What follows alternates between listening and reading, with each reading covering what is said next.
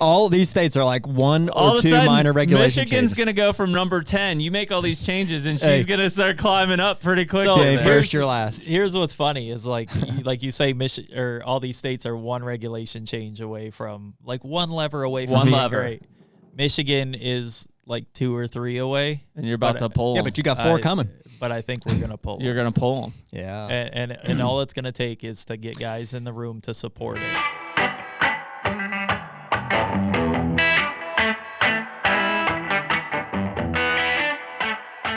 The Hunter Podcast is brought to you by Hoyt. Should be no surprise to anyone listening to this that back with Hoyt another season. I'm actually going to be shooting the AX2 aluminum this year. You trader. But you're still going RX9. Yeah, blacked out as always. Blacked out. Yeah. Big surprise for 80 everyone. pounds. Big surprise. Yeah. But seriously, man, I mean, it shouldn't be a surprise to anyone. Every year, it seems like we get a new Hoyt bow in our hands, and they're always a step above the last and just a step above everybody else. Yeah, they're so consistent, man. Just their processes get better, every year. And we've really been excited about, as we've grown with Hoyt, we've brought some others in with us. And we just feel like the Hoyt family is growing, like the community, and we're really excited about the people that are involved, excited to be a part of that company. And it's really awesome. So for anyone that's excited about Hoyt, like Jared and I are, you can use the code HUNTER, HUNTR, on Hoyt.com. Get serious, get Hoyt. And we're back. Ew. Hunter Podcast, episode 311, I think. You said it was a band? You don't know 311? I don't know if I know. What? What's the? Give me a song. Down. Sing it. No, I can't sing it. Give me the rhythm. Like Come Original. You got to Come Original. Nope. No? Nope. Wow. Maybe before your time, probably. Maybe. Late 90s. Yep. I'd have been like 8, probably. Ooh. 6, 8. It'll suit you if you find one. Cool. Little Episode 311. little pop punk type stuff in there. Okay. Well, I'll go back. Okay. Check it out. 311, we think. Do your part. Awesome. Thank you guys for being here. Whether you're listening on YouTube, Spotify, or Apple Podcasts, those are the 3 main platforms that we drop these episodes on. We do that every Tuesday night at 6 p.m. Eastern time. You can give us a follow, subscribe on the channels. It'll notify you as to when those episodes drop. If you've written us on Instagram DM or the website, those are the 2 that we check the most frequently. Inevitably, there's some backlog there, but we do diligently try to get through those sooner or later. We try.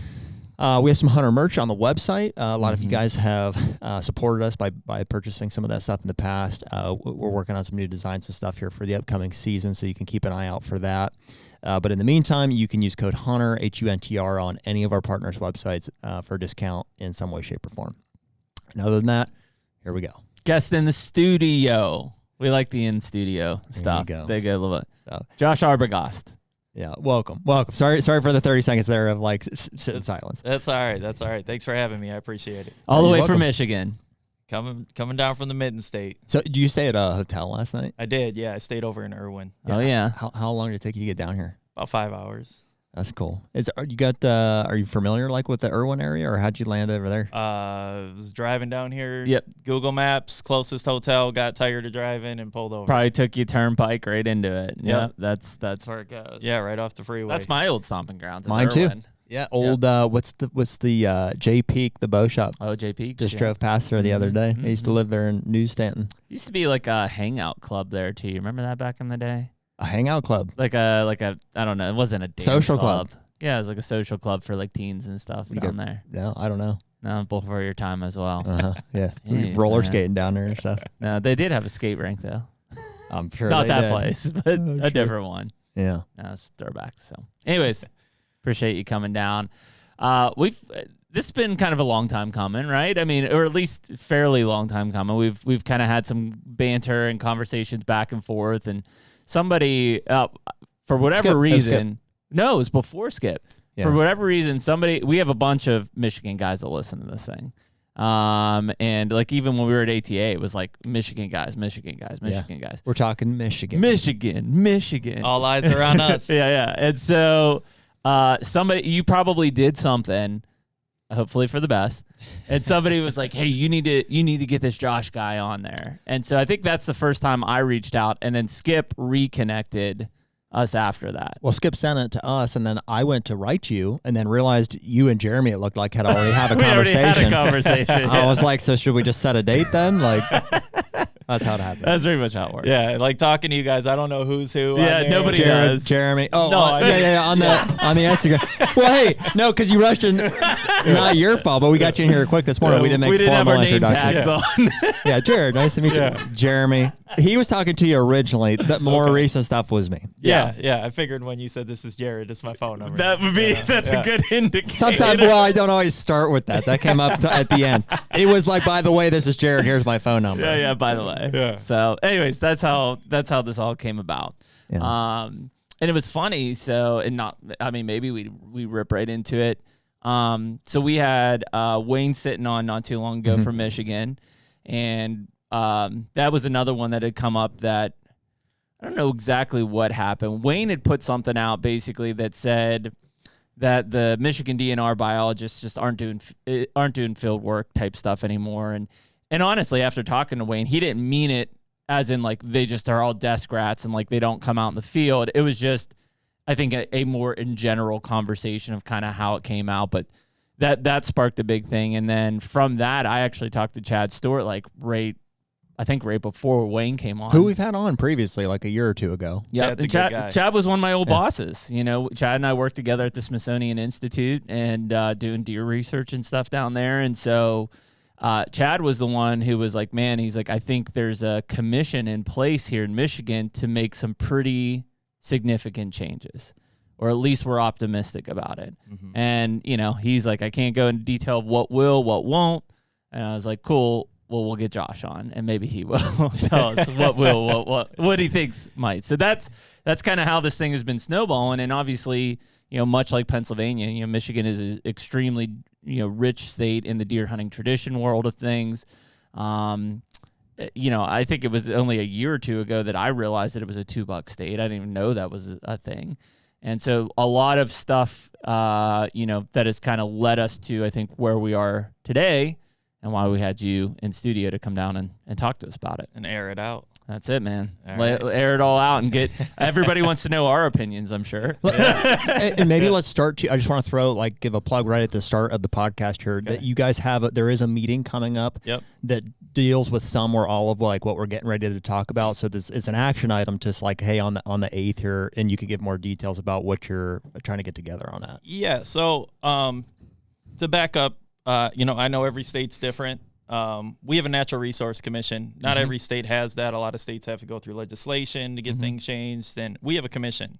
We have a commission as well. There's still legislators involved above it, but we have a commission that can make decisions and changes. So we can show up monthly and voice our opinion. I don't know how your guys' is set up, but any one of our hunters in the state of Michigan can show up at those meetings, make an impact. We can show up if you email a week in advance.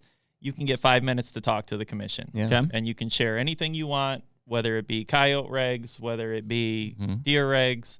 And about a year ago, I guess over a year ago, almost 2 years ago now, time's flying, I was a little dissatisfied with the way our hunting culture is going and having some conversations with some younger guys like myself, and popped in a commission meeting one day and just took a day off work, and I drove to Lansing, the capital, and I went to a commission meeting and looked around the room kind of in the middle of it and had a waking moment that I was the youngest person in that room at 35 years old, and we had no representation in that room. And that kind of sparked something for me where I realized we needed to get involved. And I put out kind of a call to action to some of my local guys that I talked through like my personal social media, my personal hunting social media and everything. And then we showed up at the next one with 5 guys, and we spoke, and we kind of shared our opinions on what was going on and the changes that we needed to be made. And that's kind of what got us to this point where over the past couple of years, we've been having these conversations, and I'm not trying to discredit. There's a lot of guys that came before me that have been pushing for this as well. Maybe haven't had the support and the push behind them. Some of them might be older and don't do the social media thing like us young guys have that in our favor, right? We can have that outreach, and that's where we can make our biggest impact. So that's what got us to today, where on April 8th, we start a 3-year reg cycle. Michigan likes to move in 3-year reg cycles, so that 26 starts the next 3-year reg cycle. Gotcha. And on April 8th is when the commission is going to come forward with their official recommendations. There will be a wildlife conservation order presented at the meeting. The DNR is heavily involved in this as well. But ultimately, the commission has the final say per Proposal G of 1996, which gives them exclusive authority over the taking of game in the state of Michigan. And that was a hunter-voted initiative, over 70% approval. Wow. So on April 8th, what we're asking for our hunters is to show up and make your voice known that we want change. And we are having a huge influx of messages coming in to the DNR, to the NRC. We're sending out these emails. Everybody I know is sending emails. Some guys are sending 5, some are sending 10. And April 8th, we're going to have a huge showing in Michigan and try to get some change coming after a couple generations of not doing anything. So what are those? Are those specific items, Josh, that you guys are looking at? Like when you say change, looking for change, is it like, hey, here's the list. Yeah. Here are the things that we believe need to be changed? Yeah. So there are 4 things that we have been talking on amongst ourselves. Now, that doesn't mean that the commission is going to take every single one of them and run with them, right? There will be some tweaks to what we present. Maybe the biologist has some input. Chad might have some input. And it may even come out better for us in the long run. But those 4 things that we're pushing for is, number 1, we need to lay a foundation of better management by going to a 1-buck state. We absolutely need that. That's the foundation to get everything built upon. Right now our Michigan hunters average what they say is 1.4 deer per year. Okay, that's what they want. 1.4 deer when you analyze them. If you take that 0.4 away, what happens? It's going to be a doe. Yeah, because right now they want to kill their buck. They want to kill their buck, and we have all this extra time to sit on our tags throughout the season. Sure, procrastinating. So we can get back to that, but number 2, and like I said, all these things aren't going to come true, but with that 1 buck, the perfect complement to that would be a DMU-based doe harvest. Right now in the state of Michigan, you have 10 antlerless tags you can use anywhere in the state. Wow. There is no reactive management aspect to that. If EHD hits, you're not taking tags away from a certain county or anything like that. So they can still hammer the county. Correct. And in 2024, we had 14 counties hit with EHD very bad. I remember that. So we want to get that reactive management plan in place. I think that's a very reasonable ask to start managing by county or DMU going forward. Number 3, we have the muzzleloader season, which was opened up to any legal firearm in the whole lower peninsula now. Oh, wow. So our muzzleloader season, which generally runs close to 10 days, we'll say 10 days. I forget the exact number. Oh, geez. And it's any legal firearm. So it's basically a gun season. It's a second gun season. Wow. Let's call and when it is what that? It is. Generally, I think last year it was from like the 2nd to the 11th. Of December? Of December, yeah. When is the first gun season? 15th to the 30th. November. Yeah. So basically it's a month of gun season. You guys are screwed. Oh, my God. God. With a very, very small break. Correct. So, and that's in place. That's actively happening. That's actively happening. Oh. Yeah. They started the any legal firearm a couple years ago in Zone 3, which is southern Michigan. We're broke up into 3 parts. Southern Lower Peninsula Zone 3, they started it there, which is all straight wall cartridge. But then they expanded it to Zone 2, which is northern Lower Peninsula last year. I think it was last year. So anyway, that whole Lower Peninsula is all any legal firearm. And above that rifle line, you're using center fire rifles, .6, whatever you want, So it's basically like, so from like November 15th minus a couple days to December 10th to the 12th. It's so you got a month to burn 2 buck tags. Why would I shoot well, that's a what I doe? was going to ask. Just for our information and people listening who maybe aren't familiar with it, how are those 2 buck tags allocated? Like, is it an archery tag and a gun tag? Can you use them in? Doesn't matter. Doesn't matter. Just so two buck tags. 2 buck tags. So your first. And you get them at the same time, so it doesn't matter how you punch your tags, but you get 1 unrestricted tag, and I'm talking Lower Peninsula right now. The UP is a little bit different. Most of your population obviously is in the Lower Peninsula, so we'll discuss that. But You get your unrestricted tag, and then the second one has to be 4 points on a side. There are some nuances to that, like the Northwest 13 counties have an APR. Yeah, for both tags? For both tags. Right.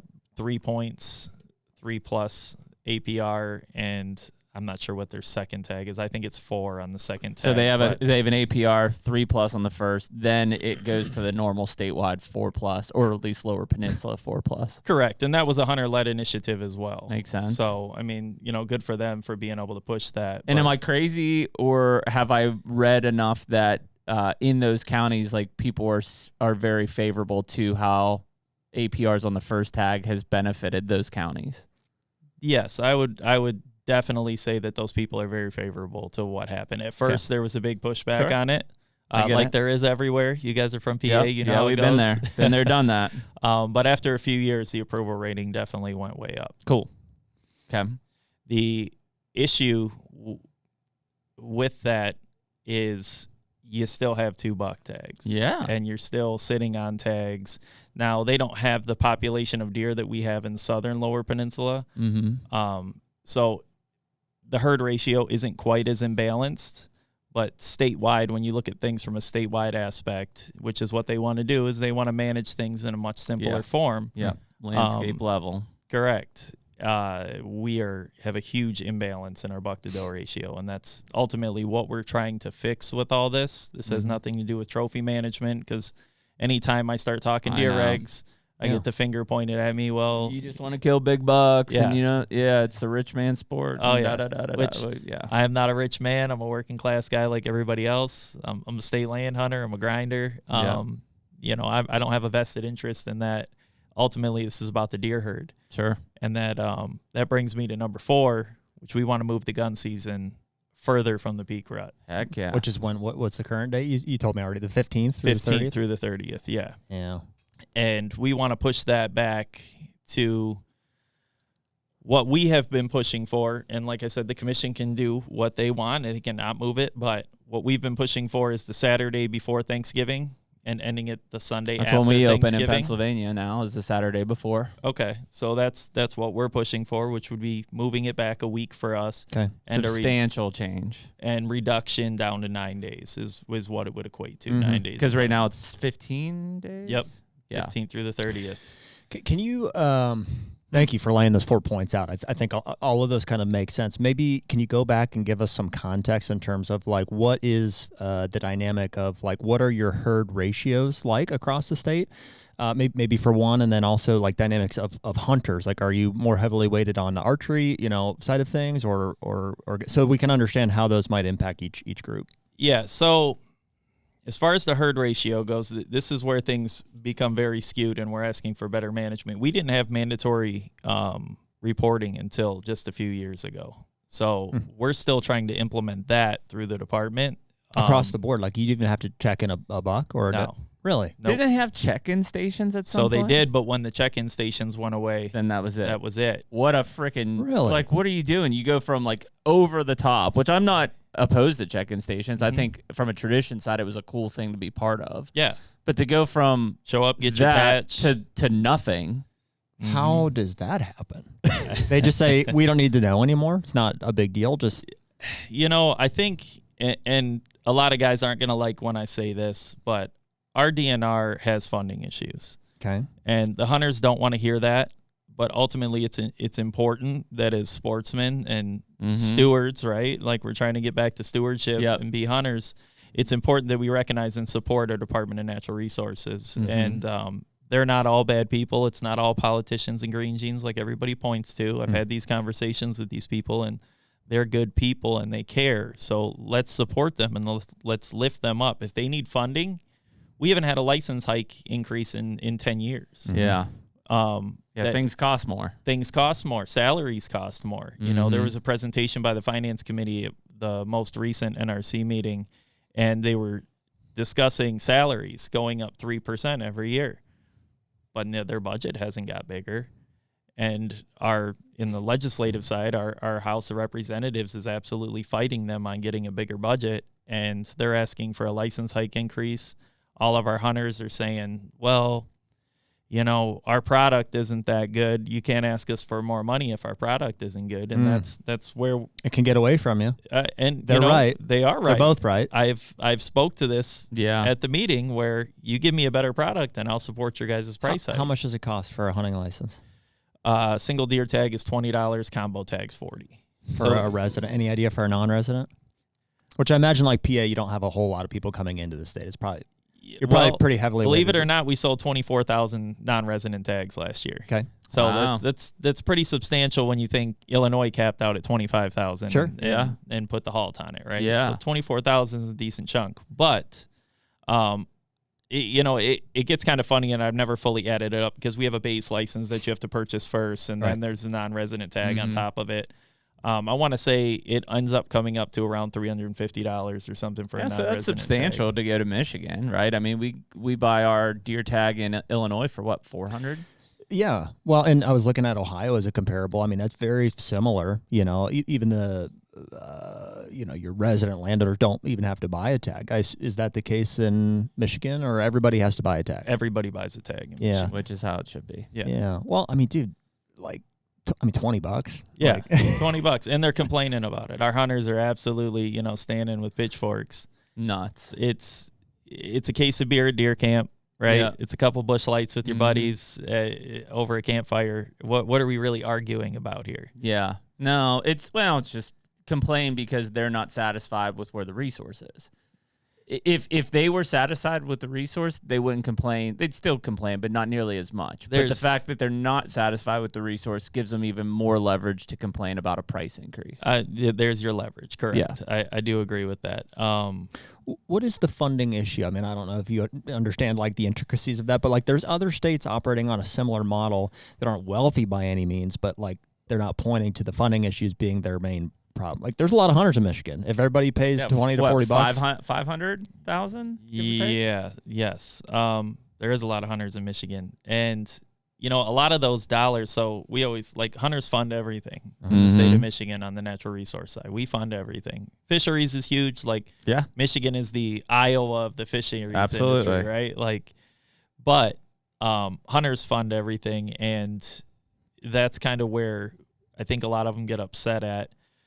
Because a lot of this money goes to parks and recreation, the general use recreation, correct? And there's no permits to purchase for that or anything, right? Well, I mean, there is your park permit that goes on your license plate, and you do have to pay for campgrounds and everything like that. But during that committee, and you're right, I don't have a full understanding and grasp on all the finance side of it, so I don't want to get too deep into it. But during that committee, and they show the pie chart of what they pay and where the money goes. A substantial amount goes to that recreational side of things and the campgrounds and everything like that. So, we got hit with an ice storm last year. I don't know if you guys were aware I remember that. Okay, well, northern Michigan, there was a ton of money that got dumped into that, and those are just necessary things that they need money for. And our DNR, I remember seeing in one of the committees, some of their farming equipment was from the 1970s, and they're asking for new equipment, and they're providing pictures that this is what we're trying to work with and get things done, but we can't get this.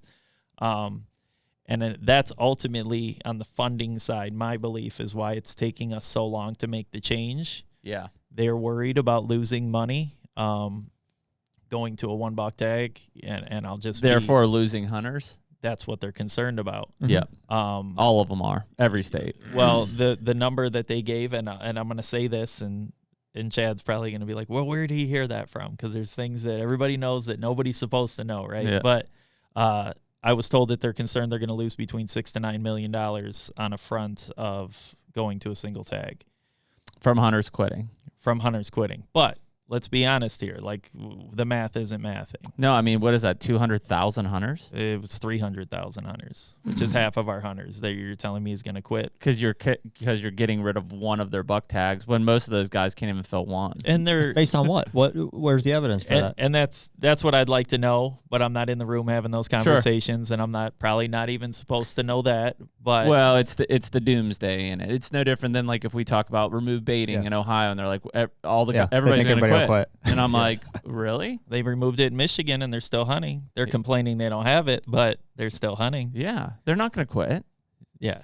the baiting industry is still thriving right now in Michigan, unfortunately. Yeah, in Pennsylvania, and it's never been legal. So, like, I mean, but yeah, I mean, going back to that, I think that's a scare tactic. Yep. Right. Dude, that happens a lot. There's a lot of fear mongering in the DNRs across the entire country. It's like they'll tell you things to be like, careful, if you want that, this is what's going to happen. Well, you're like, really? It's very much. It's between fear mongering and analysis paralysis. Yeah. Right. Like, think about when's the last time significant change has taken place. And it's not because people haven't talked about it. Like, it's come up. It's been discussed. Every year it comes up. But then they're like, well, I mean, things aren't that bad right now. If we change it, what if it gets really... And then they're done. It gets swept under a rug. They don't do it. And it's like, we're now to the point, and this is with a lot of states, I'm like, do something. Yeah.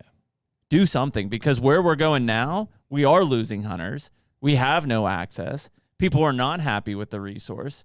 And you're doing nothing. So if you do something, like, I don't know, maybe it gets better. I don't think it can get much worse on a trajectory, though. Yeah, just rip the Band-Aid off. Like, let's just do this, guys. Let's do what's best for the resource. Yeah. And ultimately, a good friend of mine said to me, he said, when you do what's best for the resource, the hunter is always happy. That's it. But when you do what's best for the hunter, the resource always fails. That's a great quote. And I was...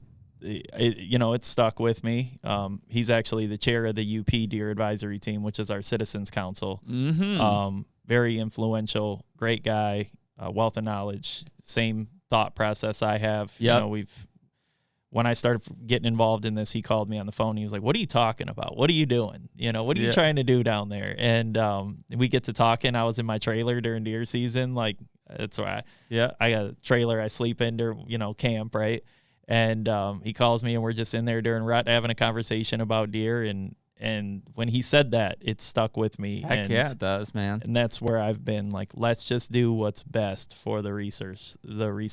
I mean, that's all this other stuff. If you look at history and you think of, like, anytime the resource has flourished, the hunting community and numbers have flourished with it. Mm-hmm. To the point of, like, even in looking at some of the places like, look at Iowa and the way that those guys are having to counter things. It's like, it's doing so well in Iowa that they have to block people from coming to hunt. They have to turn away money and people because they're like, hey, resource can't handle it.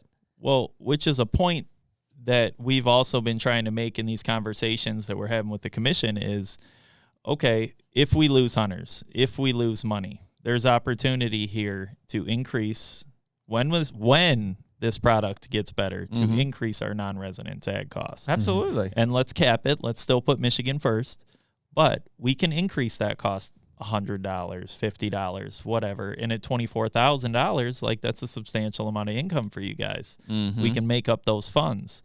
So, I think there is the potential to minimize the losses on the department side of things, and that's where you need to be reaching out to these hunters. That's where it's important for us to be in the room.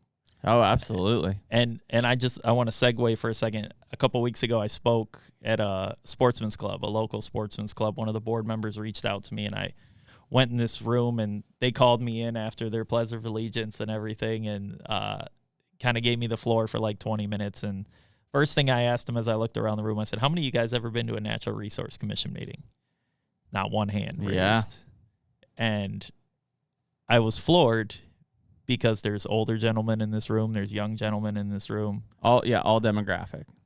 But you guys are keyboard warriors on Facebook screaming and yelling about the problems we have and the changes that need to be made when all you have to do is get in your car, turn the key, and go have a conversation with somebody. And that's where we are today is we've had these conversations. We've got to this point where all we need to do is just push this thing across the finish line. Michigan's going to see change this year. Mm-hmm. I'm 100% positive of it. We just need to get it across the finish line. Sure. And that's kind of where we're at.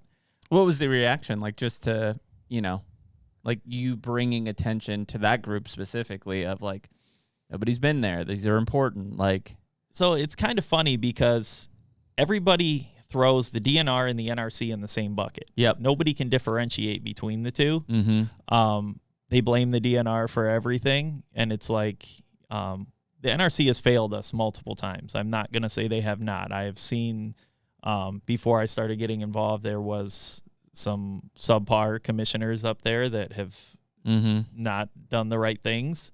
And anytime you point to something like that, they say, yeah, well, you know, the DNR failed.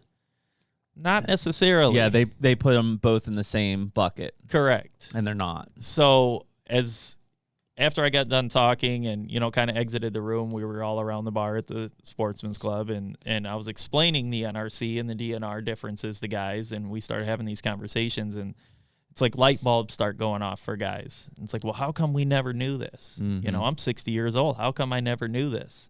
How come I'm retired and I've never drove to Lansing? Takes a little bit of effort. It's all, and you know, it takes people to tell you. It does. It takes something like this where you can get the message out to people, and a little bit of education, right, can go a long way. Yeah, or changing your mind. I mean, think of some of the guys who are in their late 50s and 60s for their entire life. If something didn't go their way in this natural resource side, they blame the DNR. Correct. So, like, you know, if they've been doing that for 30 years, it's going to be really hard for them to take a step back and say, wait a minute, all those problems weren't the DNR? Like, there may have been another player involved that I didn't even realize was not the DNR. Like, it's just a complete mindset change for them, which is difficult for anybody. That's why a lot of them don't want to go to a 1 buck, don't want antler push. Like, they don't want change. Yeah, they want the outcome without the change, and that's not going to happen. It just won't happen. We need regulation change to enforce everything. There's been talk of let's just educate the hunters for years. We don't want to be educated. No. Like, I'll be the bad guy in the room, and everybody's an expert from their view of their own tree stand. All you see, if you sit 40 acres every day and you got 100 deer in your field, life is great. Life's great. But the minute, you know, your neighbor doesn't see anything, he's full of it. Because I seen 100 deer. It's not the case. Yeah. You know? So it's like, that's why we also need to get back to that point where we're managing by DMU, by the biologist statistics, not by what just the hunter sees. You know, I can show up and speak for my 5 minutes every month, and I can call the commissioners on the phone, and I can talk to Chad offline. But ultimately, that mandatory reporting that we started doing is really going to hold weight here in the future. It's going to hold weight. And that kind of segues from that is we have a 30% discrepancy in guys that are refusing to report, because this is my God-given right to deer hunt and my liberty. And they don't want the government knowing what they're doing. Correct. You don't need to know where I shot this deer, what county it was in. And hey, when I first heard it, I was going to say, when I first heard it, I was that guy.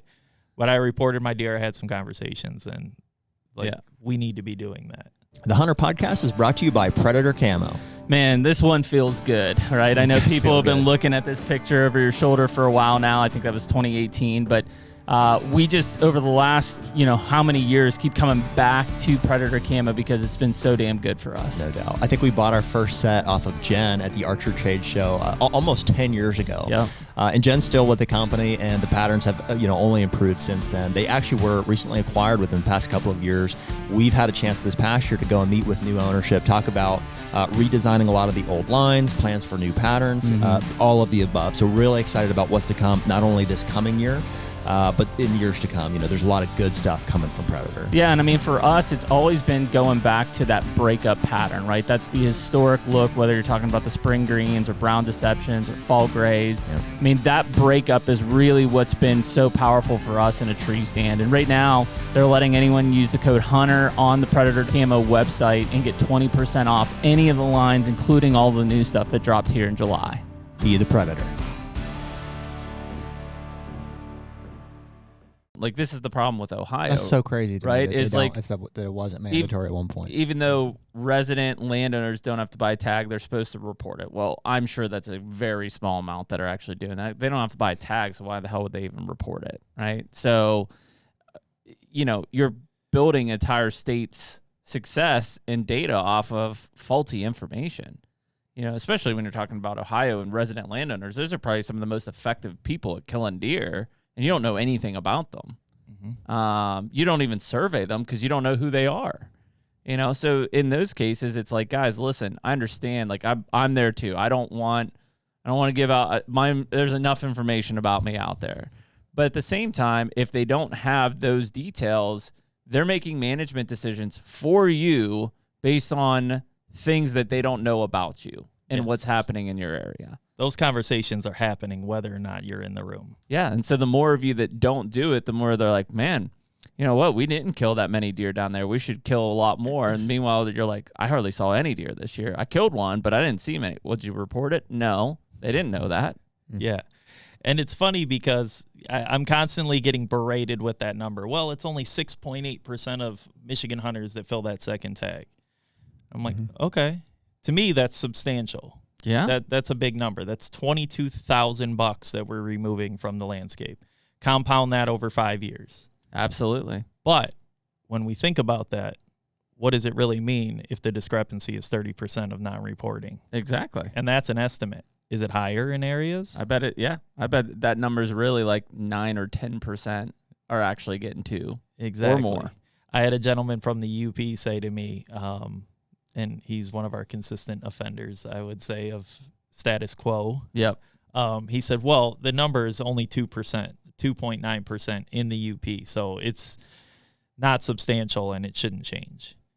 When you have a deer herd whose numbers are struggling like the UP and they're getting hit with a windstorm or a winter storm like they are right now, 2.9% makes a big difference. It makes a big difference. What do you think that a $2 regulation versus $1, how does that change like a hunter mindset, like on either of those bucks? Like, so if I only have one tag instead of two, do you think it changes the way that I harvest the first one? Yes, absolutely. I think it's human nature that you're going to look at something and analyze it harder. You basically have a gimme on the first because I have one shot instead of mulligan buck. Yeah, it's like if I shoot one and I'm like, I should have waited and shot. Oh, I've got another buck tag.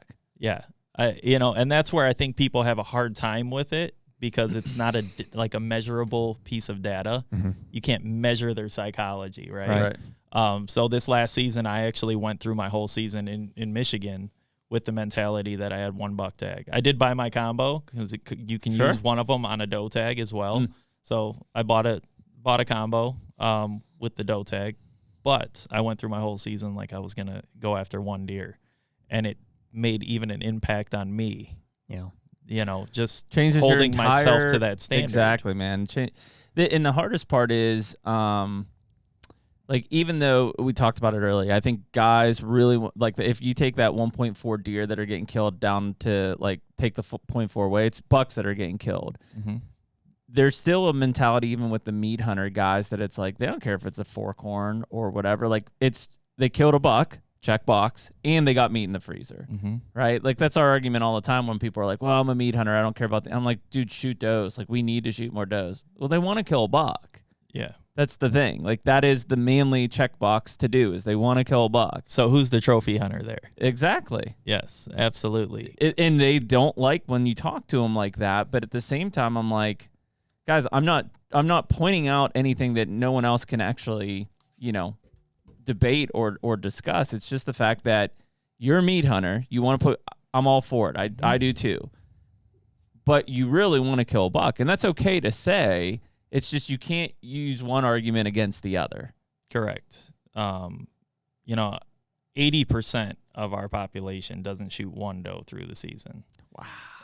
And I actually read an article from the NDA this morning that was in my email this morning, and it said that 16% nationwide only 16% are shooting does. Which is a horrible number. And you think about it just from a common sense standpoint, it's like, why have we devalued the doe so much? And I've been asking myself that a lot for the last couple years. And in Michigan, we have all these farmers that are just struggling in the southern part of the state. Because it's crushing crop damage. Correct. And we're by not shooting these does, you want to complain about Farm Bureau and all these insurance companies. But we're not doing our job. We're not doing our job. We're not managing the population. And whether you like it or not, all of us in this room, it doesn't matter. We are a management tool at this point. To the department, when they analyze things, we're a management tool. And if we're not doing our job, they're going to start implementing things like culls, like higher predator populations, market hunting opportunities.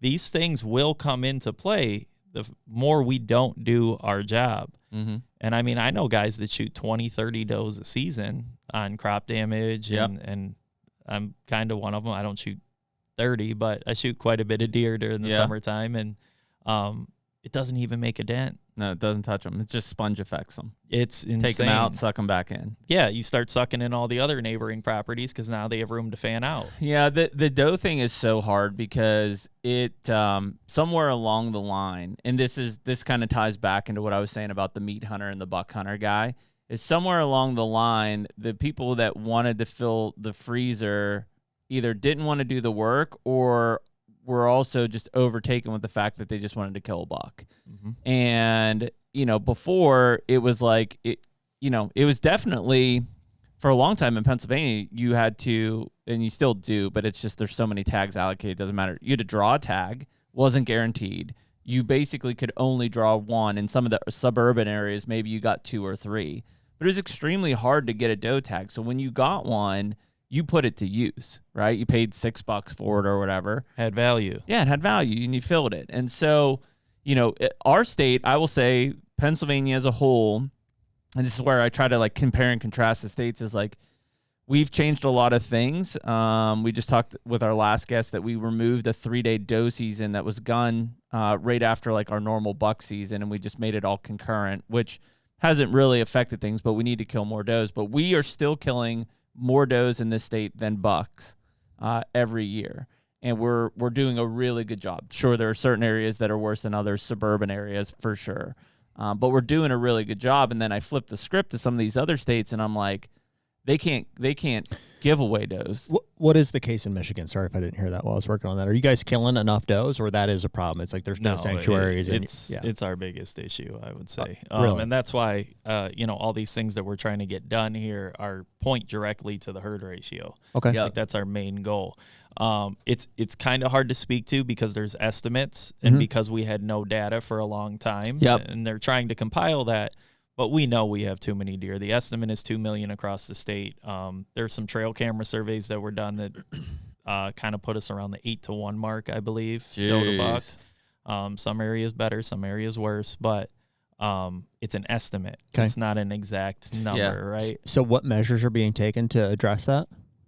Currently, nothing. We're status quo right now, and those are the 4 things we're trying to get I'm sorry, past. I know you guys. I had to step away to do that. Is there an antlerless only season, or there's not? So that's a whole different topic for discussion. Is we have all these extra antlerless seasons, which contribute to guys sitting on their buck tags all season long. Yeah, just procrastinating. We have an early antlerless season. We have a late antlerless firearm. We have an extended January hunt. And they're all antlerless only. They don't overlap with buck seasons. They overlap with archery, don't they? One of them does. The late December antlerless firearm does overlap with archery. The early antlerless in September is before archery opener. Okay.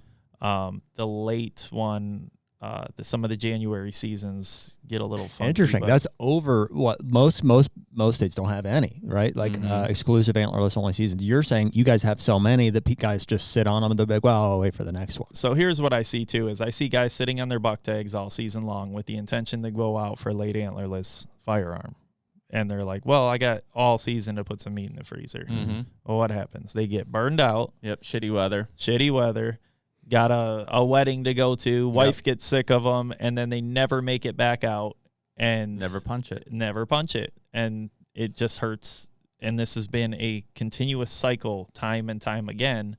So as we talk about the season structure in Michigan, another point, and I guess not my main point, but another talk that I've had is eliminate all these extra seasons and make these guys shoot their does in the season. Yeah, sense of that urgency. They're hunting. Create a sense of urgency, and more deer will be harvested. Okay, I agree. I saw. I guess it was. I don't know if it was this year. I think it was last year. I did some work for MUCC on the marketing side 2 years ago or 3 years ago. Now I'm not real sure.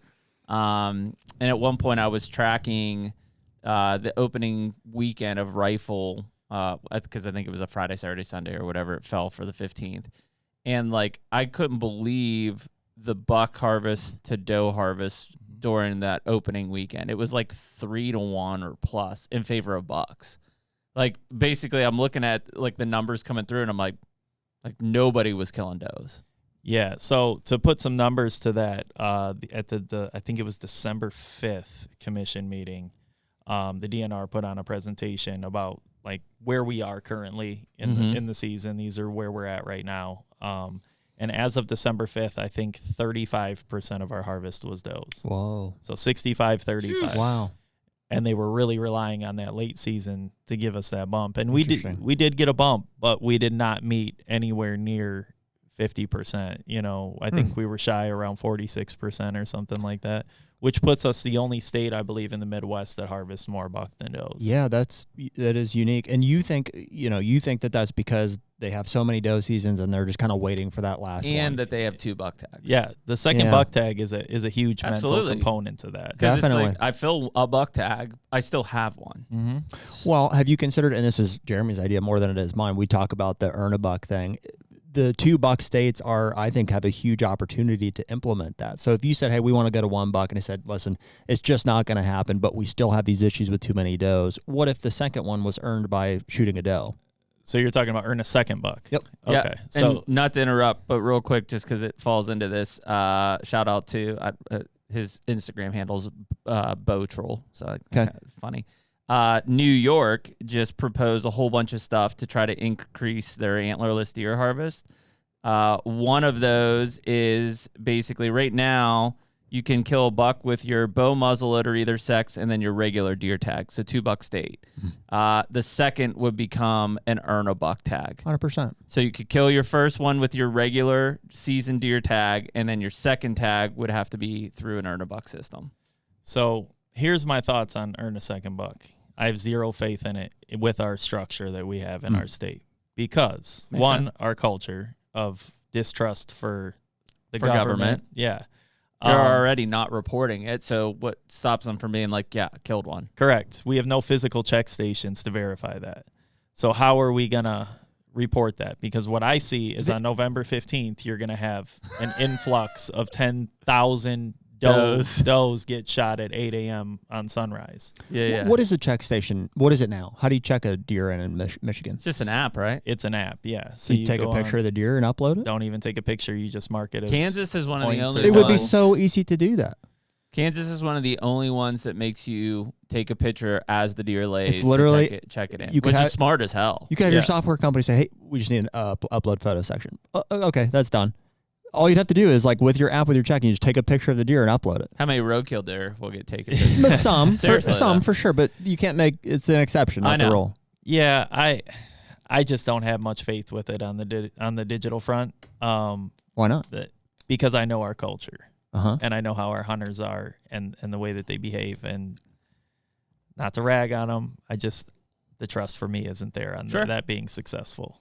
Yeah. Okay. I think in theory, it works. Right. I agree, and I don't think it's better than like just a straight up earn a buck or some other incentive, but I do see a unique opportunity for existing 2 buck states to implement as like even a stepping stone. If they're not considering removing the buck tag, like Michigan's considering removing the second buck tag, then that solves the problem. And if they are, that's probably better, but you do still need to do something. Maybe it's reduce the number and have an exclusive doe only season. And or there's all these other factors we haven't really touched on here yet, but yeah, is it better than nothing? Could be. It could provide some extra harvest. It absolutely would be better than nothing. Not everybody is a dirtbag that's not going to report their deer. Sure.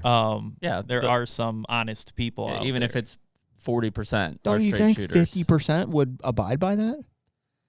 Probably. 50% of Michigan hunters are good people. I think that's a fair. Well, 30% don't even check in their deer. So yeah. So 70% are good people. That's an estimate. Yeah, but yeah, I mean, less than 50. Yeah, no less than 50. I'll give you that. There's a kind of an elephant in the room with the commission right now that is having us take all the drastic levers right now, like pull all the major things as hunters, and that's our commissioners are appointed by the governor, and they're only there for 2 years. Okay. Mm-hmm. So you have a 2-year window to get to know your commissioners and Get them on your change side, implemented. get something done. Yep. Get Mhm. a common sense commissioner up there Before that it can make the reverts. hard decisions Yeah. before it reverts and you got to start all over. Mm. Right now, we have a once in a generation commission sitting up there. They're not always sportsmen. And right now, we have a commission sitting up there that's willing to make the Wow. hard decisions. What those look like, again, I can't answer that until the actual vote. So, I mean, in your mind, you almost have to make, and they're not extreme, but you have to make significant change measures so that in the next 3 years, we evaluate those changes. And then the next commission, essentially, if they need to pull levers back to change it, has that ability. Correct. But at least like the next 3 years, there'll be significant changes. Because to the point of what we're all talking about, if Michigan does no changes, you're going in a direction that is not favorable for the hunter or the resource right now. Yep. We're continuing down the same path we're currently on. Which is what, from your perspective? If you could just put it like in layman's terms, like what's wrong with the state if you said, hey, there's 3 things, like, you know, and I could probably rattle up what they are, but from your perspective, you have too many does. You've already said that the population is kind of getting out of control. So I'll say this. I look at things from a citizen's perspective of what a healthy Perfect. herd should look like, right? I'm not a biologist, but I'm an avid hunter, right? Perfect. A healthy herd needs to have a balanced buck to doe ratio. We're missing on that front. Mm-hmm. Needs to have a balanced age class. We're missing on that front. Agree. Limited disease. I think our department's done pretty good keeping baiting off the landscape. And I do like your reactive, though, because of how EHD has just become more and more prevalent in a lot of whitetail states. Reactive management to be able to change allocation to doe tags and stuff is critical. It's critical. Critical. Especially if we're going to make that combo tag a doe tag, and we don't harvest that many does right now. If guys start shooting does in areas like maybe can't sustain it, then we can dial that back. Yeah. Okay. You know? Yeah, which shout out to Ohio because we did that this year in Southeast Ohio, got smoked with EHD. Yep. Gun season, right before gun season started, one deer limit in the counties. Yeah. Reactive. Absolutely. Needed to happen. They Quick. did it. It'll make a huge difference in the next 2 years. Absolutely. The fourth component to that, I would say, would be Third, we're on 3, right? No. So far, we got too many deer. Or and they're not- reactive management. Is if we're the going to third. call that the third, well, that's not the problem, though. That's right. Well, no, the It third, is a problem. Third one was limited disease.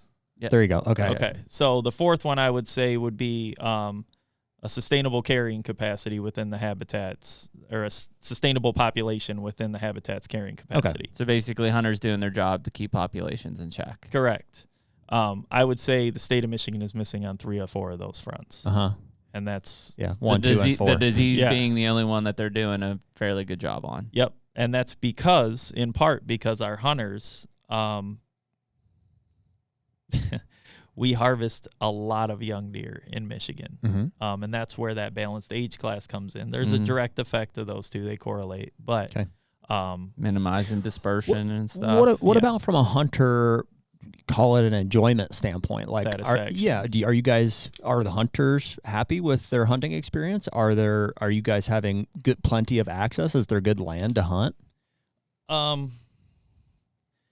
Michigan's funny because we have a lot of small parcels. I'm sure you guys have heard, like, we have very segmented private properties in the Mhm. southern part and limited public land in the southern part. Mm-hmm. The further north you go, parcels get bigger. Right. There's a lot More of public. national forest, a lot Yeah. of public. I think there's plenty of opportunity there.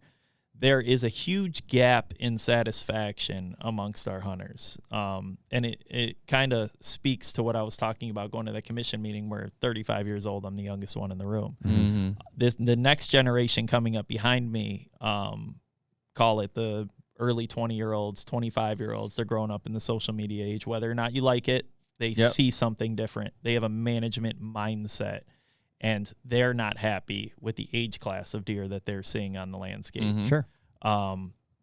Kudos to our commission who presented some goals at one of the previous meetings, and one of their goals is to increase the age structure of bucks in the state of Michigan. Really? Yes. Interesting. So that was one of It's their rare to goals. get that out of a commission. Oh yeah. Jeez. Usually it's just kill 'em. It's rare. Yeah. It's rare for them to acknowledge age. Period. Yeah. Yeah. And without our check stations, we don't age deer anymore. Yeah. So we can't even really gauge that. Dude, to put that in perspective, I don't think other than the state of Iowa, we've ever had a deer biologist or program leader from a state say that they're managing for quality in any way, shape, or form. No, it's purely numbers. Purely numbers. Yeah. So that's why I say we have a once in a generation commission. Absolutely. Right now. Yeah. So we got that out of them. And then they came forward.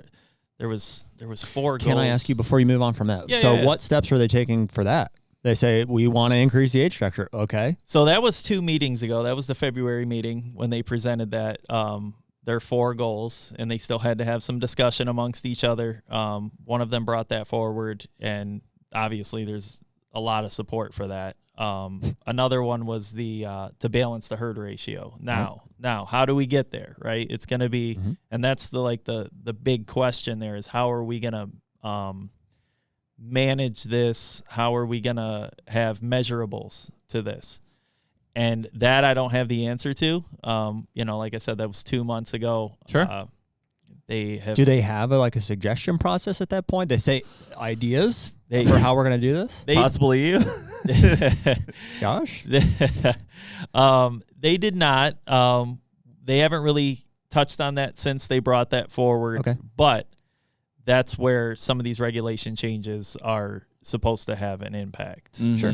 So they are. And willing, I agree that they would. Yeah, for sure. I think going to 1 buck tag for sure is going to increase the age class. Well, yeah, I mean, if we just said we're going to save whatever 20,000+ bucks on the landscape every year over 5 years, that's an extra $100,000 that made it to another age class. 100%. And if you look at it from a very low level of understanding and a common sense standpoint, right? If I gave you a combo tag that has 1 buck, 1 doe, I'm giving you in your hand a 1-to-1 ratio to fill. Absolutely. Whereas if I gave you the 2 buck tags, there's no guarantee that Skewing it like crazy.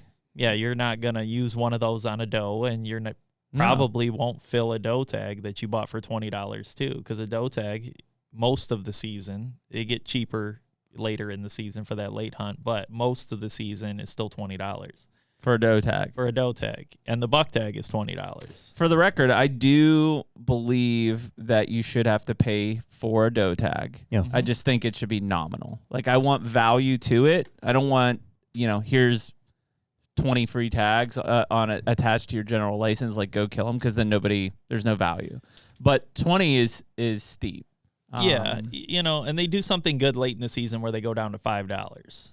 So that's pretty cool, right? And if you're doing the reactive management, then that's even better, right? Because then you could be like, hey, let's drop that down to $2 in this county. This one we should stay at 10 because we've already killed enough, or they got hit with the HD. Yeah, that allows you to be flexible. You got to start somewhere. I think you're onto something with limiting the number of seasons, because that's the thing they never consider is, okay, how are hunters going to internalize and then respond to this regulation? If you take it from 3 seasons to 1 and you make it a doe only, regardless of how you sell those tags or distribute them or whatever, that would be a good stepping stone to see how does that impact doe harvest during that season. Yeah, they've tried everything possible to increase the amount of opportunity.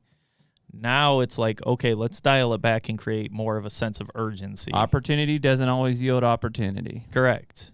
And I think they started there because of hunter satisfaction and the potential for backlash, but didn't work. What if they tried to increase opportunity? I assume you mean on antlerless harvest. Yeah. All those seasons. Did I hear recently, was it seasons. Michigan that was talking about doing the baiting for? Yep. Was that part of the initiative, or? Yeah. So that, a corn bucket, you can have a bucket. Man, a 5-gallon bucket. I got a big problem with that. So sure, you should. I'm not a fan of baiting. It was legal at one point in Michigan. Yes. Still is legal in the UP, right? It is still legal in the UP. Okay. It is eliminated in the lower for disease prevention, tuberculosis, and CWD. There is aspects to that people don't talk about that. I think right now we have this kind of COVID effect, right? Sure. Across, and hunters are probably of that demographic. You where can't we're blame them. It's bull, Yeah. CWD, I've never seen a CWD positive deer. No, we want to talk about EHD. I seen 5 dead last week, right? Your eyes don't lie. But do I think CWD is real? Absolutely, it's a real thing. We don't know that much about it yet. A lot of Not our money, enough. Correct. a lot of our money in the department is going for that research, which guys are unhappy about. But let's look at the other aspects of baiting. Let's look at the effects on the wild turkey population and what it does to attract raccoons and bring in the nest raiders. And forest regeneration is something Skip turned me on to. And, you know, I started going down that rabbit hole. And there's a lot of other aspects that they can present this from that maybe might not have the same backlash from hunters. So it was legal at one time, but it is no longer a thing. And what they're trying to do is, there's one hunter in particular, and I'm not going to call him out on here, but he has. It is not. Well, okay. You can. 2 hunters. Did I see a clip of you talking about? Yeah. I thought I saw it. I went at Ted. Yeah. So Ted's daughter actually sent me a message after we recorded a podcast discussing like everything he did. I thought it was detrimental to what the hunters were trying to push for. And, you know, in my eyes, be normal. Show up at the commission meetings like everybody else. Were you at that meeting that he... I was not. No, why did that become famous? That was a legislative floor meeting. Bingo. Which is why, you can't just walk into that meeting. And what was he pushing for in that meeting? It was a bunch of things he was talking about. I don't know if he was necessarily pushing for anything in particular as much as like these are problems. So that was at the Senate Oversight Committee. So basically they're saying that the DNR is using abuse of power. Okay. And he's saying, well, the DNR, you know, he kind of went on a rant and went down a ton of different rabbit holes. So, you know, there are points he's not wrong. Like the whole bow case thing, like whatever, like he used an example. I don't know if it was real, but whatever. A teenage kid got fined by a game warden because he had his bow in a case, but it wasn't zipped or closed. That's stupid. They do that in Illinois too. It's dumb. Yeah. We can all agree on that. Yeah, 100%. Like, I'm not saying Ted is wrong on everything. My thing is this. Why don't you show up where it matters instead of going to Lansing and creating a spectacle? And that's why they brought him in. That's all it was, an act.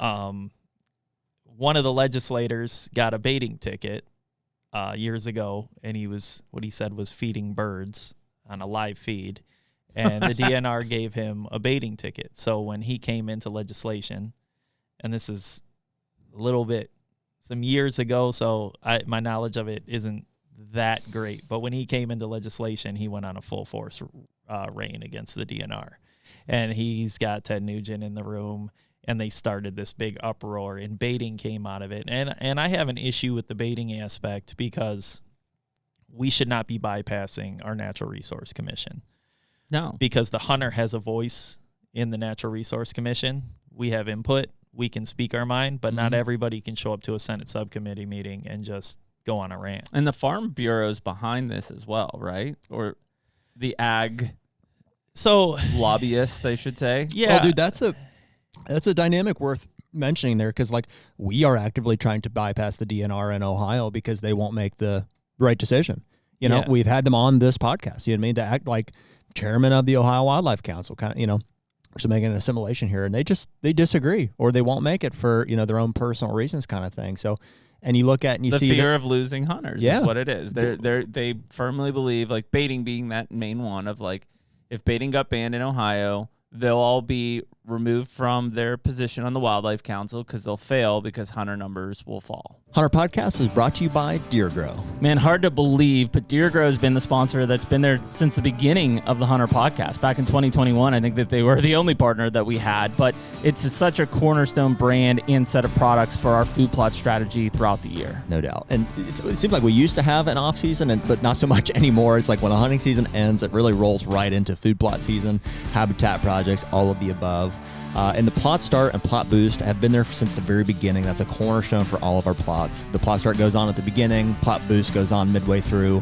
And since they came out with all of the fertilizers, that gets mixed in with the Plot Boost application as well. And I can't believe the results that we've been getting out of that. Yeah, it's been awesome. Like I said, it's all the work now that really produces the results in the fall. So right now, anyone listening to the Hunter Podcast can use code HUNTER, HUNTR, for 15% off any of the products at deergrow.com. Better food plots, bigger deer.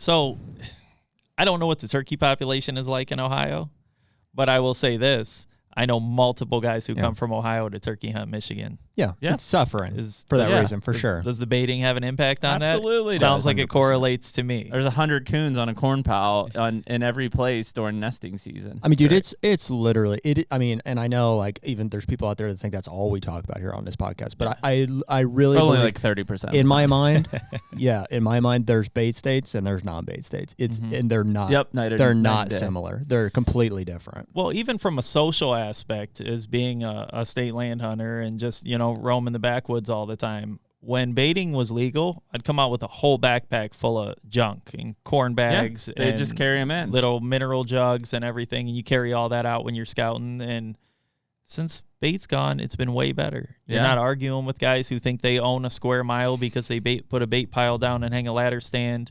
You don't have to deal with that. There is a social impact to that as well. Could you bait on public? Yeah. Oh, wow. Oh my God. Yeah. So we've never had that in a while. So they that's dumb.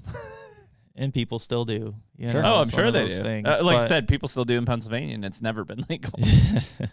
But I think that there's a way to attack that baiting argument without talking about the disease because of, like I said, the COVID effect where 100%. Guys don't necessarily buy into the CWD argument. There's other aspects of it to where you can tackle that. And it will lead to more mismanagement of the antlerless population for two reasons. Number one is guys will basically put a cell camera on it and they'll just wait for the buck, so they won't even be in the tree stand for as much time. And then to the point of having either one or two buck tags, even if they have one, they'll just wait to shoot a buck because they know he comes to the corn pile. Here's what I said. Maybe this is a good idea. I don't know, but I said on the last podcast I know. here, I would even advocate for baiting during the doe exclusive season. Why not? Yeah, you want to go bait? Go kill does. Why not? They won't do it. Who won't do what? People don't want to go kill does. That's what it comes down to. That is. It's kind of exciting that I could go and dump a corn pile when I can't any other time of the season, and maybe. It's interesting at least. I don't want to back at all, but I will say this: like those specific things. One of the things when they did any legal firearm for muzzleloader, I'm thinking they're going to come forward with this for doe only, and I'm like, okay, you know, maybe I can get behind that. Like, you got to use a muzzle loader on a buck, but doe, you can use any legal firearm. We have that in Pennsylvania. There's doe seasons where juniors and seniors can use any rifle. Everybody else has to use a muzzleloader.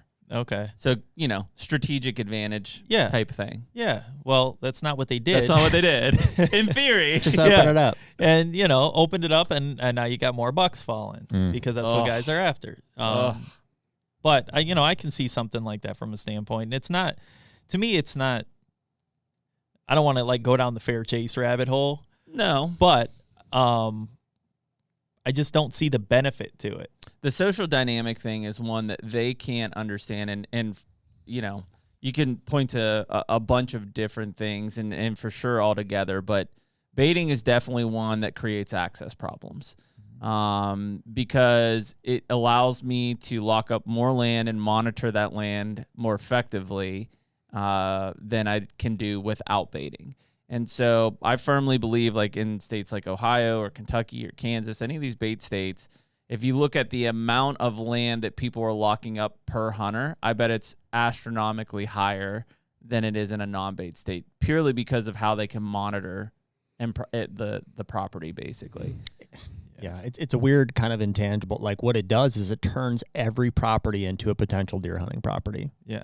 So we were talking about Jason Say from Pennsylvania this morning. He does some consulting and he's telling us about this property. He's like, I have all the cover. He's like, I'm surrounded by big ag, and so nobody else is shooting these big bucks. I just catch them on a small staging area food plot next to the bedding, and these guys they don't get out there till dark. Yeah. And I'm thinking in my mind, I'm like, that's what I have in Ohio, except every neighbor that just has a pasture or something has a feeder it, and they shoot big bucks. Yeah. Because they pour it every into single feed. one. It's welfare program for deer hunting. It takes the wealth, of a resource that should be contained naturally in good habitat, and it distributes it unnaturally.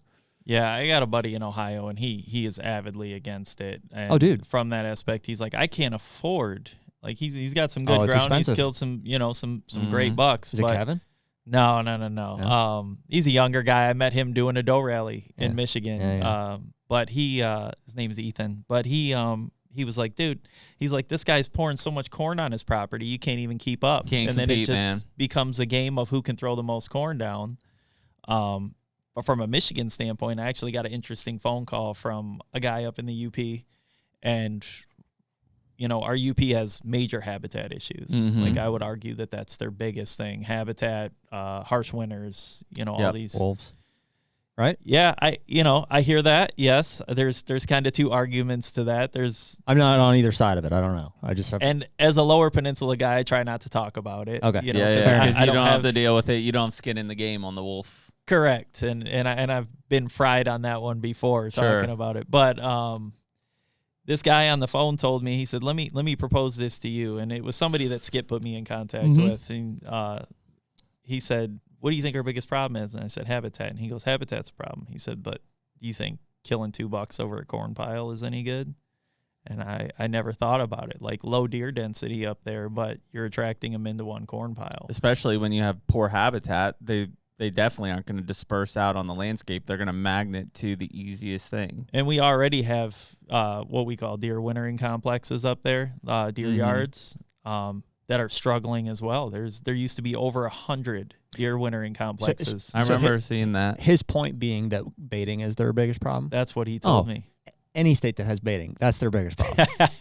100%. It's not good for anything for their wildlife. It's bad. I agree. And it's purely a hunter satisfaction tool. It is, but where the narrative is changing with that, and it's kind of what we've been experiencing at these meetings, and these younger guys starting to show up, they don't want it back on the landscape. The younger generation does not want to see. Well, guess why? Because everybody that's doing it hates it. Everybody, even in Ohio, you talk to anybody, they're all like, well, I just do it because I have to. Yeah, my neighbor does it. And if I don't do it, doesn't matter how good my place is, they're going over there. Yeah, and it's like, do you like killing deer over corn? It's like, not really, but that's that. We have to. That's how we are forced to do it. Yeah, that guy puts down 100 pounds of corn, and now I got to put down 200 to get him over on my side. Yep. And there's areas of the state we just don't need it. Yeah. You don't need it to see deer. Now in the UP, it's so dispersed and the numbers are so low. There's an other side to his argument where it's like, if you didn't have a bait pile, you might never see a deer. You might not see one. Yeah, but there's a lot of areas in the state where it is absolutely not necessary to see anything. We have areas of the state where you could toss a rock in any direction and you have 20 deer come running out of a ditch. Well, but that's the misconception from some of those legislators that a bait pile just makes it easier, therefore we're going to kill more deer and we're going to control the population. Yeah. And it's not. It's going to have the adverse effect. It'll allow them to be more selective for bucks than just purely killing deer. Correct. If they could just understand that's it. That's all they need to understand about baiting and how we use technology, mainly cell cameras on it, is you dump a corn pile, we monitor it with a cell camera, we want to shoot a buck, like a good or a decent buck, and so we just don't hunt until that buck shows up, and then we go in there and then we shoot it, and that's it. And then we don't let anybody else hunt in the meantime. Unless you're in Michigan, then you go back and shoot the next buck that comes back. Well, yeah, if I'm in Michigan, I'll just wait for the next one to show up, and I'll shoot it. Yeah, and the next one just has to be a basket rack 8, and I can lay him out. That's right. Back to the legislation side of it, I think it was Senate Bill 65. So there's 2 baiting issues in the legislation right now. There was a bill that came from the House and one came from the Senate. Senate Bill 65 is a fee for baiting. Right. So it's like you pay for a baiting license. I've seen that. $15. So that's what Tennessee just did. I think it's $100 or $75, and you're allowed to bait. Yeah. Well, what kind of sense does that make? It's a money grab. Right. And again, here we go. We're bypassing our biologists who get paid for this. We're bypassing the department. And they don't care. They just want dollars. They're like, oh, people will pay us to let them put corn on the ground? Oh, dude. Yeah. We had the biologist from Ohio. We Clint on, and we said, hey, as the biologist of Ohio, can you give us any arguments for baiting in the state? Can you give us any solid anything? And he's like, no. It's all hunter satisfaction. That's exactly what it is. It's whoever's pounding their fist on the table. Which is a crazy misconception because, the only thing that it really benefits is guys who are hunting unnatural properties, 1, 2, 4, 5 acre properties, where they shouldn't have 10 or 15 deer show up on that property. But they will if they feed it hard enough. Those guys definitely will lose opportunity if baiting goes away. everybody else, from public land hunters to 20-acre blocks even, will likely have a better hunting experience because those deer will refocus to the best habitat and to the best areas. And you'll probably have a better experience with just the way that deer move and behave on the property when they're not dependent on a corn pile. I would argue too, and this is a hard one to put back in the bag. Like, I don't necessarily know literally how this happens over time, but like in this current state, you have guys occupying more land than is necessary to have 1 or 2 bucks that are of the class that they want to hunt. Generally wealthier guys that can afford to do that. And as long as the legislation is, or deer become easier and easier to target like that, the more and more land is required, to occupy.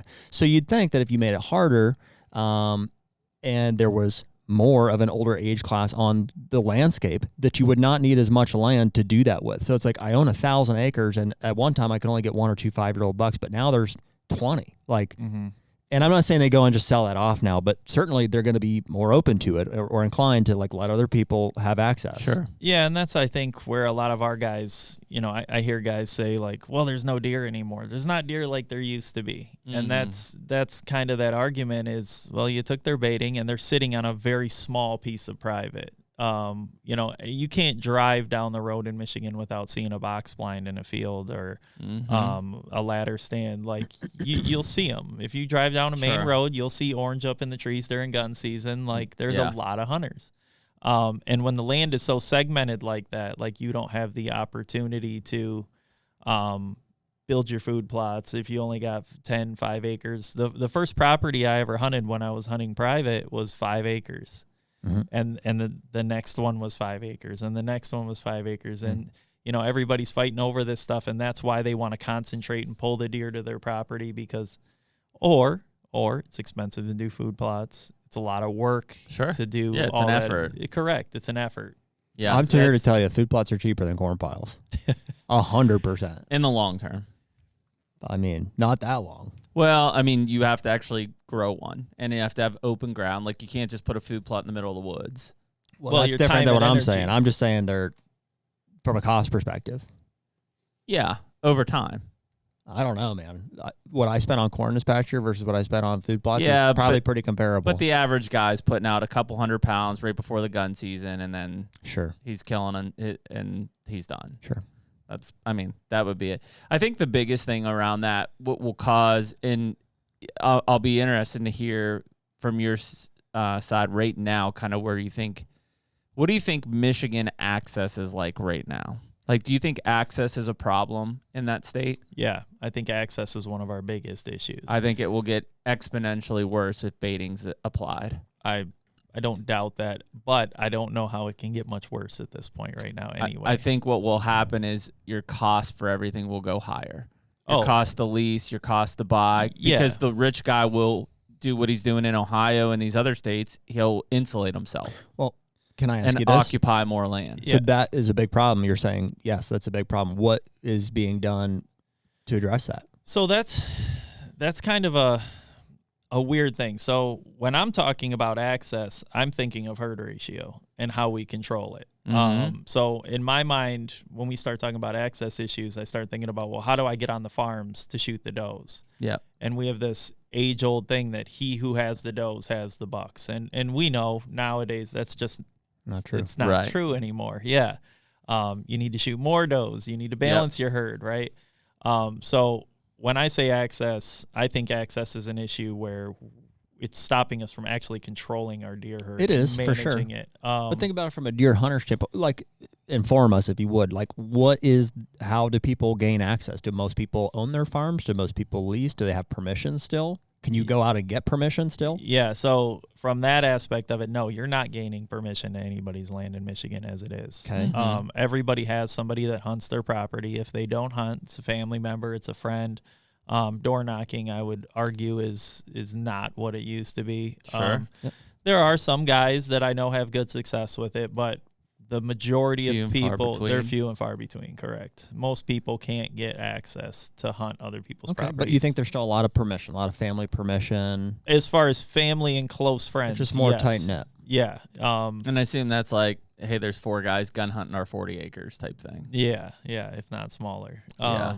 And I hear, and that's southern lower, like where Sure. I'm from. But it's also the best hunting in the state. So, Right. And I hear a lot of like I have conversations with people of all age, and a lot of the older guys will tell me, back in the day I could get permission and I could do that, and you just can't do that anymore. No. So it's kind of like a dying thing of just like, hey, I'll shovel your snow if you let me hunt your, that's not happening anymore. I know that Michigan is one of the few states that, besides like if you go down south in Alabama, Mississippi type thing, that like clubs are a big thing, like sportsmen's clubs and stuff. There's too many of them. So like what are the bases for that? It's just a hangout type of thing? Like, because they don't own big property, right? You're saying there are a lot of them in There's Michigan? a ton of clubs. There's a lot of clubs. Like I don't know. It's a big thing. Okay. It is a big thing. I guess I wasn't aware that it wasn't a big thing everywhere. Yeah, like we don't have, we have like local sportsmen's clubs, but like they're not really a big deal. Yeah, so we have, we got the MUCC, we got Yep. Michigan Bow Hunters. There's multiple bowmen's groups across the state. But what do they do? And that's a question for myself too, as being an independent. I'm not a member of any club. I don't support what a lot of these clubs do, and I get further from that the more I go to these commission meetings and I see these big clubs that take in all this money and they're not advocating for anything. Now, some of the bigger ones do have lobbyists that sit in Lansing, but a lobbyist in Michigan isn't as essential as it is in a place like, because of the NRC in place. Correct. Yeah. Whereas if you don't have that and you got to work through the legislator, you need a lobbyist. Correct. So I'm not saying there's no value to it. Right. That baiting bill we're talking about, That's in the legislation. it's in the legislation. We could get that beat if we had a lobbyist. Right. But the bigger groups won't take a stance on that because they've gotten a lot of the ones that have a lobbyist are so big that they represent so many people that they can't get anything done. There's too many opinions. There was a lot. Like I know I had a brief conversation, and this is general to the group, but like when I was at MUCC, I talked to Michigan Bow Hunters Association, and I was surprised because normally when you run into bow hunters, like they're the ones who are progressive on like, we want antler point restrictions, we want better age class structure. They were completely opposed to that stuff. They're like, no APRs. We don't want that. We still want to kill 2 bucks. You talking to Bob Jones? I probably This is was. a shorter guy? Yeah. Yeah, that's Bob Jones. So Yeah. He's like, it was like basically talking to like traditional guy, like dude who, deer camps, traditional, don't change anything. I just want to go out there and kill deer with my bow type thing. yeah, so Which was different than what I expect from like, a lot of bow hunters we talk to, I feel like are on the edge of like management and making things better and trying to figure out how to forge ahead with better resources. Yeah, and that's like the dynamic in Michigan is a lot of these clubs are, and I hate going to the age argument, but they're aging. They're out. old. They're older gentlemen, and they have an older mindset, and that's where Michigan is losing right now. We're losing all of our good young hunters to traveling across state lines. They're losing all their money to Ohio, Illinois, Absolutely. Kansas, Missouri, right? All these guys are leaving. Why not go somewhere where the opportunity provides itself for what you're looking for? And a lot of those older organizations, they're not taking a stance. That's wild because I understand, like, obviously we're from Pennsylvania and obviously it's a different mindset for us of why we leave and do stuff. But I know a lot of Pennsylvania guys that hunt Ohio, right? And it makes sense. For a while there, it made a lot of sense because we couldn't even hunt on Sundays, right? So it was like, well, I'm going to go hunt Sundays in Ohio. It makes sense, though, here also because I'm a $1 state. Kill my buck, I'm going to go hunt another state. It seems crazy for people to be leaving Michigan when I can kill $2. It's the quality of the resource. It's the quality of the resource. Exactly. Yeah, that's why anybody leaves any state is they're looking for bigger bucks. Yeah, looking for older bucks. Yep. 100%. And I do want to give credit where credit's due, though. Bob did support $1 regulation this year on behalf of Michigan Bow Hunters. That's a big group. Way to go, Bob. And so did Way to go, Bob. yeah.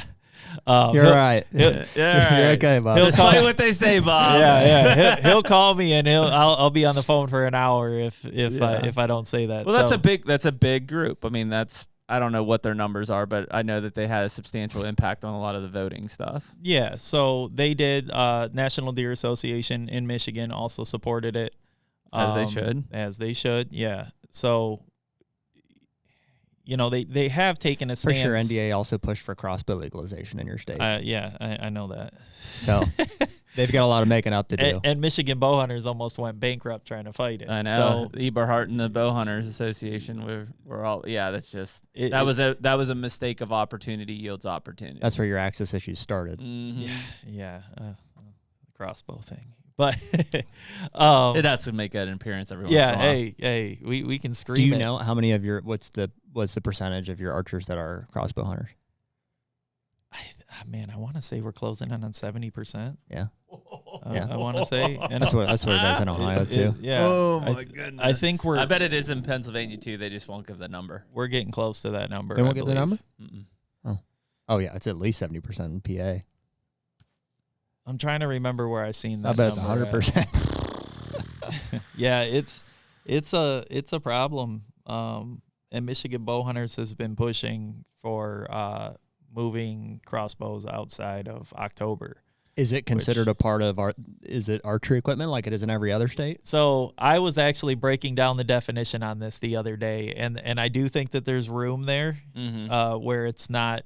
Yeah. There is a difference in the way that it's defined in the legislation, but I think splitting hairs, but maybe. Yeah. I think that there's a loophole there to get something done. I like what Kentucky does. They we obviously have a super early bow season, so we start first Saturday in September. And if you're a youth, you can use a crossbow, but then the actual crossbow season doesn't come in for 2 more weeks. And because we have the earliest gun seasons first Saturday in November, we don't have a ton of crossbow participation because I think guys are they can't do it right out of the gate. And then by the time you get to mid-September, October, they're like, gun season's only a month away. They just wait. Yeah. It's tough because there's so much division in the crossbow thing right now. You need them to kill does, though. You don't want to do without them, and that's the definite explanation that was given to me when I asked about the proposal that was brought forward. I asked one of the commissioners, and he said to me, Josh, we need to kill more deer, not less. How would I look as a commissioner? I get it. Removing that from the season, what would that do to me? And I understand that as well. We have all these. Ask them if his crossbow hunters are killing does. Well, they're not. They're not. That's the problem. They're occupying space. Yeah. And they're monitoring properties. And they're killing bucks. They are killing bucks. Yeah. So your crossbows are not killing more does. I would agree with reducing that. access. They have the potential to kill more does. They absolutely do. They have the thing. potential, but the regulations have to be aligned so that it basically forces the hand that they have to kill does. Yeah. And what about this? Earn a buck crossbow seasons. Oh, man. Or earn a crossbow seasons is what I mean. You can shoot you have to shoot a doe to be able to hunt with a crossbow moving forward. I love it. In favor. I say you just get them off the landscape. What about instead of earning a buck, you earn your right to hunt with a crossbow? It's my God-given right. Somebody told me that one day. They yelled at me for that. Yeah. Said it's their God-given right to use a crossbow. And I was like, boy, that's retarded. Yeah, that's the dumbest thing I've ever heard. That's steep. You know, that's my God-given right to hunt with a tank and a Panzer. I've heard that one too. No, you do. Here's the thing: it's not that you need the crossbows to kill does. You need the people who are willing to be out during that time of year using crossbows to kill does. Yeah. You want them to enjoy the sport. You want the hunters and incentivize them to absolutely be on board with the goals. You want the hunters. We have a funding issue. You need the hunters. 100%. You need the numbers. You can't.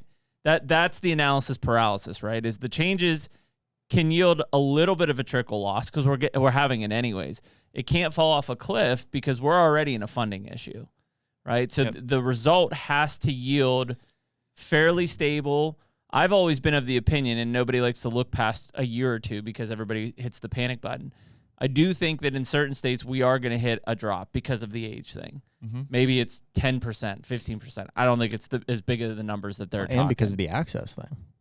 I think when you hit that, though, it'll kind of do some sort of stochastic movement for a year, and then all of a sudden, I think you start to see numbers come back up because the resource will be better. I believe access will improve, and I think that you'll see people in participation come back up. But it is going to be almost impossible, any state, to have an increase in hunters coming from where we are right now. Iowa would be the only one, and that would be because they opened the floodgates. There's up. nowhere for him to go, and there's nowhere no to go. resource for him to, there you go. to strive after. You can't. Yeah. You have to expect some sort of fall off before things get better. Right now, it's plugging the ship. You're leaking anyways. Yeah. So we're to speak on the age. 48% of our hunters are 60 and older. Wow. So we're gonna see a major shift in the state of Michigan here very soon. We are aging out very fast at a substantial rate. You will fall off that cliff. Correct. And That's terrifying for the state. it is. Yeah, and that's probably It's a why lot of they're money you're going to lose hesitant if you don't do something. and our retention and recruitment and reintroduction is all up for grabs. It's all like a scary thought to them. Well, yeah, because it's and this is where like a Matt Ranella will come in and say, well, like we don't need more hunters. Like in today, you can't put many people in Michigan and have a good experience. Yeah. But if we don't, in 4 or 5 years, we're gonna fall off that cliff, and there's nobody to backfill them. Well, and that's a point that one of the guys that I go these commission meetings with, my friend Elliot, he made at the last commission meeting. He said, the future of the existence of this department relies on the next generation of hunters. You are relying on us to go forward, and that's why we need to have this conversation is, what he was getting at, and that's true. Yeah. We are the future, and we deserve to have a seat at that table. Yep. That 45 and under crowd, we're the next ones in there to be retired and sitting at those meetings every single month. We need to have a voice in that room. And if we don't start changing things, those guys they're just leaving. I got friends that don't buy Michigan tags, period. Yeah. Jared doesn't buy a Pennsylvania tag. And it's not that, I don't know. I think PA is your doing some excuse, things Gary? right, but I have better places to hunt is my excuse. PA is indirectly improving. Yeah. Is the way that I relate Agreed. it. After talking with them, like they're not intentionally trying to improve the age structure or the antler quality in this state. It's just happening as a byproduct of antler point restrictions, $1 and less hunters than we had 20 years ago. That's right. Well, and that's a thing too, and that's an important point you just made, and I've made that same point almost verbatim multiple times. Is antlers are a byproduct of a healthy herd. That's it. If your herd is healthy, you'll have antlers in your herd, and our satisfaction within our hunter surveys going through the department, our lowest number of satisfaction is antler size coming from hunters. Yeah, but they're the ones that can't keep their booger hook off the trigger during season. So you got in those surveys. Do people still complain about deer sightings, like low deer sightings? There was I can't remember the exact number on that one, but yes, that is a component that they ask. Because like that, if I look at Pennsylvania, I think traditionally we're still pretty rooted that nobody's talking about antler size necessarily. It's just purely number of deer. I don't see enough deer. That's the bitch. Yeah. And most of that I would say is in like the mountain areas or big public or stuff like that. Yeah. So and I get it, especially when we're talking about like some of these extended doe seasons because they're trying to reduce numbers because they're not doing selective cuts and things like that to improve the habitat. But I just was curious because it definitely seems like there's a lot of areas, especially in the lower part of the peninsula, that's overpopulated. It's like, do people complain they're not seeing deer? Because it seems like they're everywhere. I think you always have those guys in the room that complain about not seeing deer. Because they're used to the old days when they saw 150, on the opening day of gun season. Yeah, and back in the day, in the heyday of deer, like at one time, the Michigan Upper Peninsula was like the Iowa of deer hunting. Like, it's crazy to think about, but Michigan UP was like the place to go for big bucks. Damn. And then everything comes in, the habitat gets ruined. You got an overpopulation of deer that pretty much just browse themselves out of a habitat. You got a harsh winter, and then boom, it's all gone one day. Wow. Yeah. I didn't know that. 50% of the herd gets killed off. And, and people are constantly talking about the UP and the issues they have, but they have major habitat issues, and that's why their deer densities are, struggling. The carrying capacity of the land can't hold the deer. I had no idea that there was big bucks in up the UP at one point. At one I time. had no idea. I have a friend Well, from it's up just there. vast wilderness. Yeah. Yeah, I have a friend from up there. The last frontier, you know. Yeah, well, so they got age Yeah. Yeah, because they were just hard to kill. he tells, and he hunts up there still every year, and he's just like, yeah, I mean, if you see, like I've you're got a really, guy. you're really doing something. I've got a guy up there that I talked to last year. He was hunting a buck for like the third year, who knows, 6 or 7 year old. I mean, monster, like 170 plus inch deer. And he's just like, dude just lives in the brush and like, good luck. Yeah. That was in the UP? Mm-hmm. Yeah. I mean, you know. Few and far between, I'm sure, but they're there. Absolutely. Every year you see some really good deers come out of the UP. But they are very few and far between. The Upers in the UP. And they keep them quiet, too. Oh, yeah. They don't want you to hear about it. Yeah, nothing up here. But go back home. That's had a huge economic impact on the UP too. I can't imagine. All the mom and pop stores, like back in the day, that was the thing: is you shoot your buck in all the lower, camps would go. all the camps, and then all the camps go up for sale, and all that property is available now, and it's just not good. Then you got the wolves come in, you got to include that in the conversation. I don't think it's the biggest component, but it's a component. And, well, it's all of those things together that just tears it all down. Correct. The house comes down. It's not one single thing that's going to break it, but all of them together, it's not a good direction. Which brings me to my point. That was actually another goal of the commission recently, was to improve habitat in the Upper Peninsula. Is that a cutting thing? I know a lot of places. I think we talked to, it's either northern Minnesota or Michigan. I think it was Maul, actually. He was like, yeah, they just stopped cutting. Where they stopped cutting, the deer populations dropped, and then obviously with the wolves on top of it, it kept all the fawn numbers down. So you just eventually you have no deer. Yeah, it's all old paper mill companies, and they're just not in business anymore, right? Yeah, I'm not exactly sure how all that happened. Like I said, I'm not a Uper, so I don't want to quote it incorrectly, but I do know that the timber industry had a big part of it. Yep, makes sense. It's scary because you think about a place that was at one time really, really good, and you're like, you have one bad winter and it just destroys everything, or you got a bad ag crop, or in areas that may be sustainable, but you have a famine or something, and it's like everything can go away at any time. Did you ever watch Escanaba in the Moonlight, Jared? Oh, yeah. I don't think so.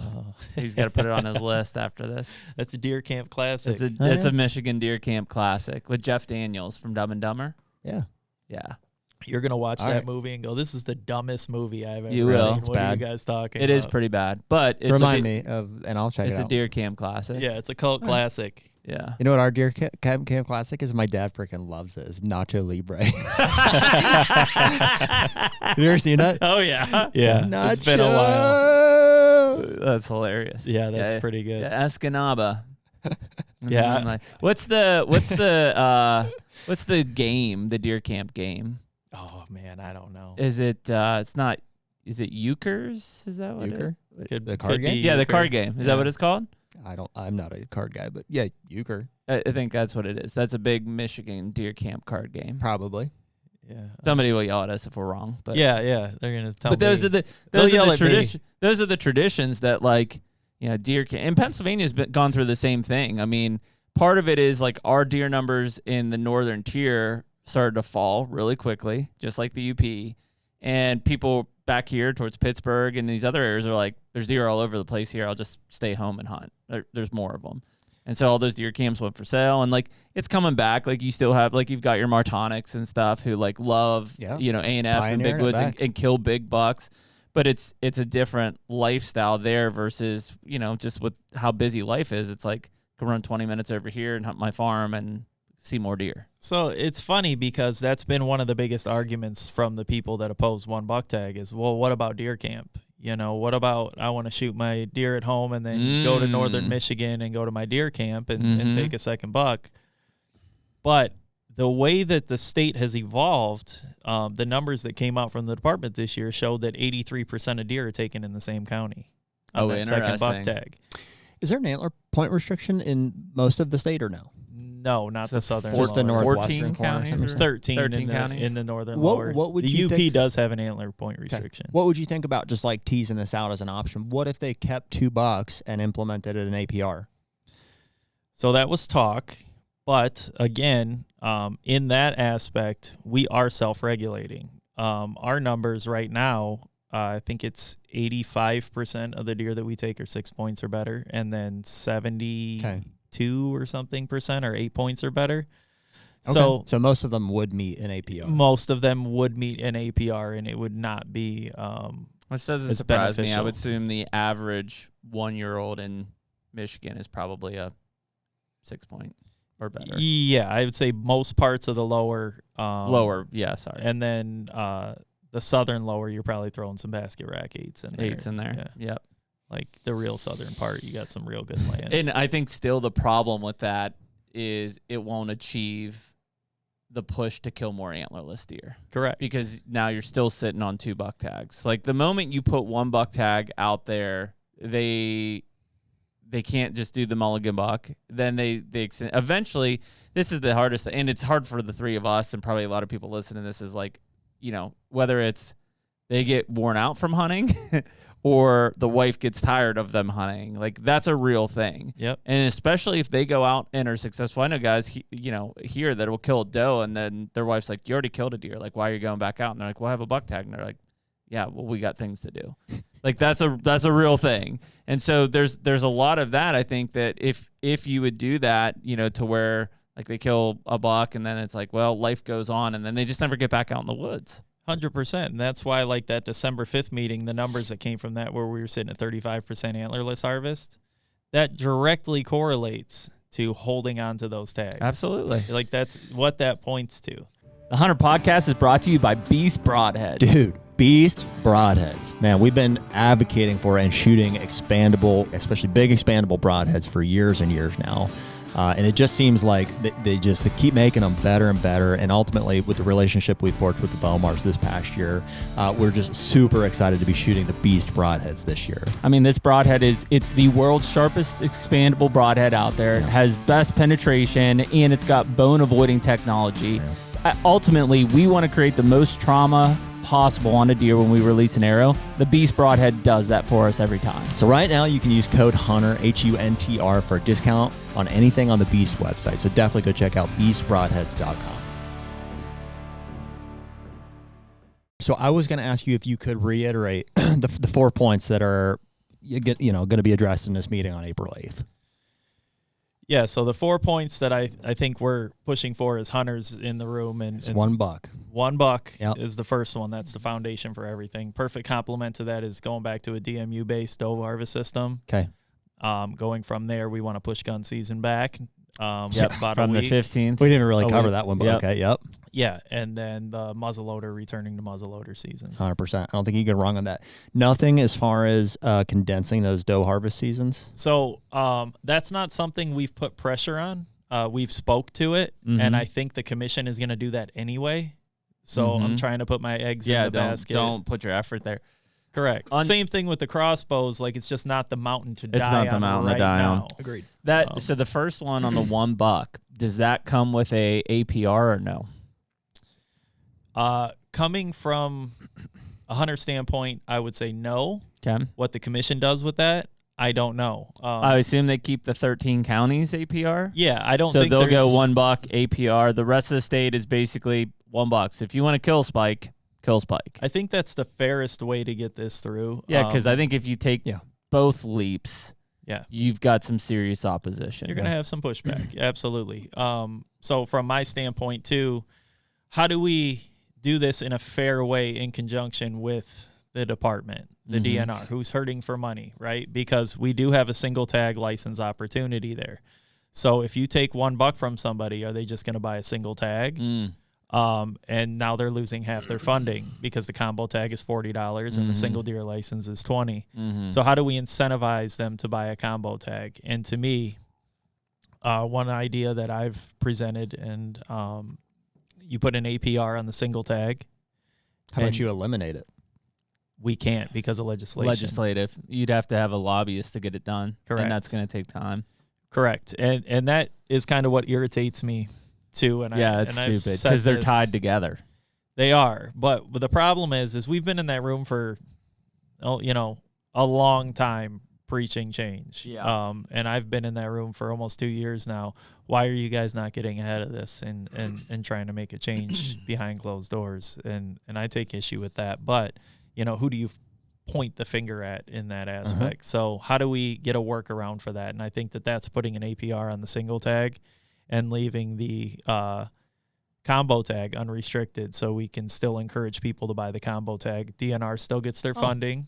Okay. And I like that. hunters are happy. There you go. Yeah. So you're disincentivizing the purchase of a single tag. Which would Smart. which I would like that. primarily be used just to kill a buck, Correct. right? Like they're not buying a single tag to kill a doe. No, because you can buy an antlerless tag in most Exactly. parts of the state. So then if they buy the combo, no APR on your buck tag, and then you get a doe tag, right, as part of the combo. That's a combo. yes, I love. the combo becomes $1 $1 doe. I Now love that. there is chatter about potentially having an APR on both, but it would be more like a 3-point APR on the combo. So, Which doesn't I mean- sound like it's going to really do anything anyways, right? Because you're already above that. That's how I feel. Why? Yeah. Why are we doing Yeah. that? Yeah, I wouldn't. I think we're muddying the water. Me too. Doesn't seem like a sticking point. But I think the I'll take result. it. Yeah, I think the result is the same. Like in terms of what does that recruitment of bucks to the next age structure look like? It's just you're gonna have more social pressure from hunters because now you've put a restriction in there that really. If you have a 4-point, now we're talking. now you're in a different ballgame because now you probably are recruiting Agree. 80+%, 90% of bucks from 1 to 2, which is what Pennsylvania did. Yep. And that got us on a rocket ship to where we are today. Yeah, and that's been our argument too, because I would support that. It's just a matter of up until this point, until we've heard the chatter, right? Up until this point, it's been a matter of, okay, what point do we stop asking for too much? I don't want to ask for too much, continue to throw all my eggs into these different baskets with the commissioners, and then You're starting at the right point, I feel. Yeah, you confuse them, things get muddied, and then they take it, they go have a few drinks, and they come back and say, all right, here's what we're going to do, and everything's messed up. So, I mean, can we play devil's advocate here for a bit? Like let's just say, in some regard to the points that we just discussed, goes to $1. I don't think most hunters really give a shit about how the doe management units or deer management units are and management and stuff. But really the $1 one, and then maybe something around the antler point restrictions. Let's say they go through and 60% of Michigan hunters are just outraged. Like, can't believe that this happened. Like, this is insane. This is just destroying our deer hunting and our heritage. What could happen, right? Like, could legislative come in? Could something happen? Because you just said earlier it's a 3-year reg cycle. Yeah. Mm-hmm. So, like, I'm just trying to play the devil's advocate side of you guys pull those serious levers. I think that change will be good, but it may take 3 years for other people to realize change is making a difference. It's going to. So in those 3 years, there will be a lot of unhappy hunters. Mm-hmm. I don't think they'll quit. Some of them are going to age out, so that might expedite their exit, though. Mm-hmm. So you have to be aware of that. What could happen? Like, could something happen to say, like, this is crazy, we're reversing this decision? Or could pressures come in from the outside, I guess is what I'm asking. Absolutely. Anything can happen, and we've seen it in the past where things get implemented. But in the past, it's always been like a resolution, and then it's been revoked before it gets implemented. Okay. This is a push to get this implemented right now. Like, get it across 426. the finish line. It's in Correct. place for the next 3-year cycle. Now, I will say, in my, I guess, speech to the commission at the last month, I told them, like, if you guys do the right thing at the right time and make the right decision, hunters will be in this room supporting you, and we won't leave you hang out to dry.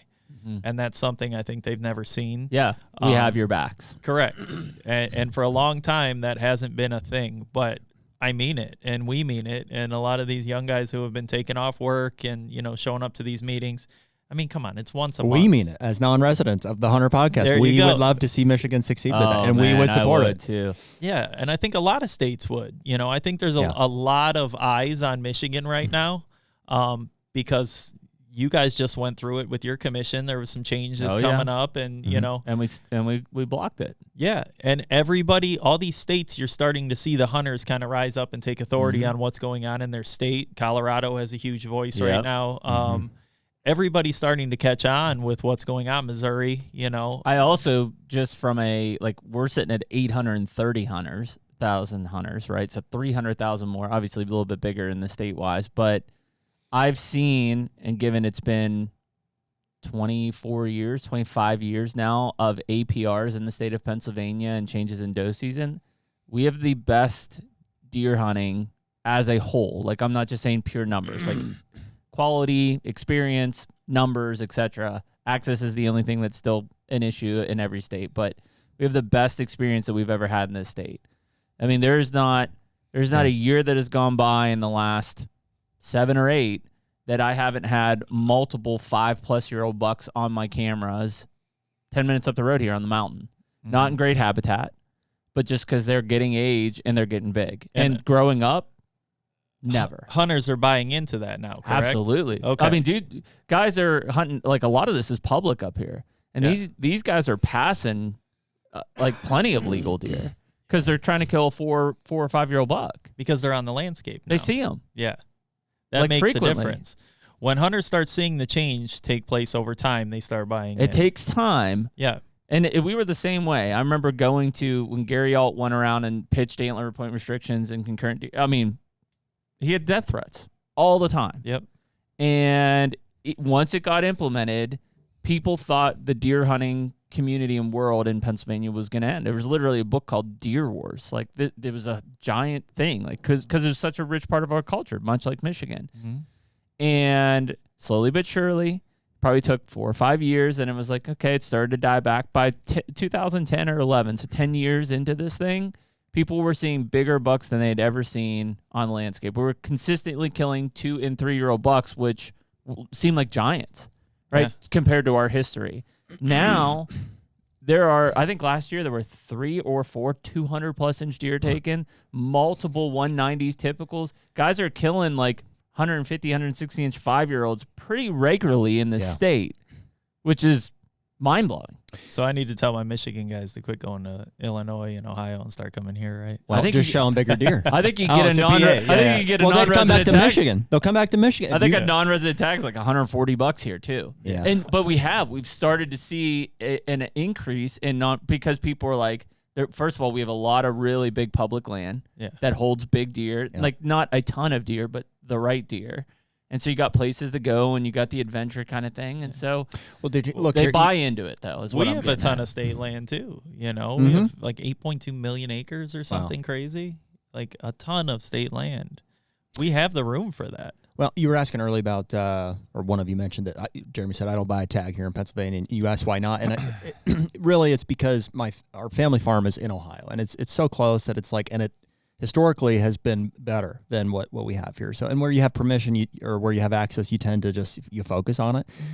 However, like over the past couple of years, I have realized that, like, man, there is trophy quality potential, and which is what I'm interested in. I mean, I want to have good deer hunting experience here closer to home. There's no reason for me to also go to Ohio because that's where my parents are. But like, do I want to drive 9.5 hours to Illinois or 13 hours to Iowa or 16 hours to Kansas, which I do currently if I had a great deer hunting experience here? I mean, no, not necessarily. I mean, maybe under the right circumstances. But so we've gotten to a point now with Pennsylvania where I am considering, buying land here and creating my own opportunities, with access. So yeah, purely circumstantial is why it hasn't happened yet. No, and it's what I was saying. Like, we're losing hunters to other states, and that's a real concern if we continue. I pay a lot of money to other states, dude, that I would happily pay to Pennsylvania as our resident state.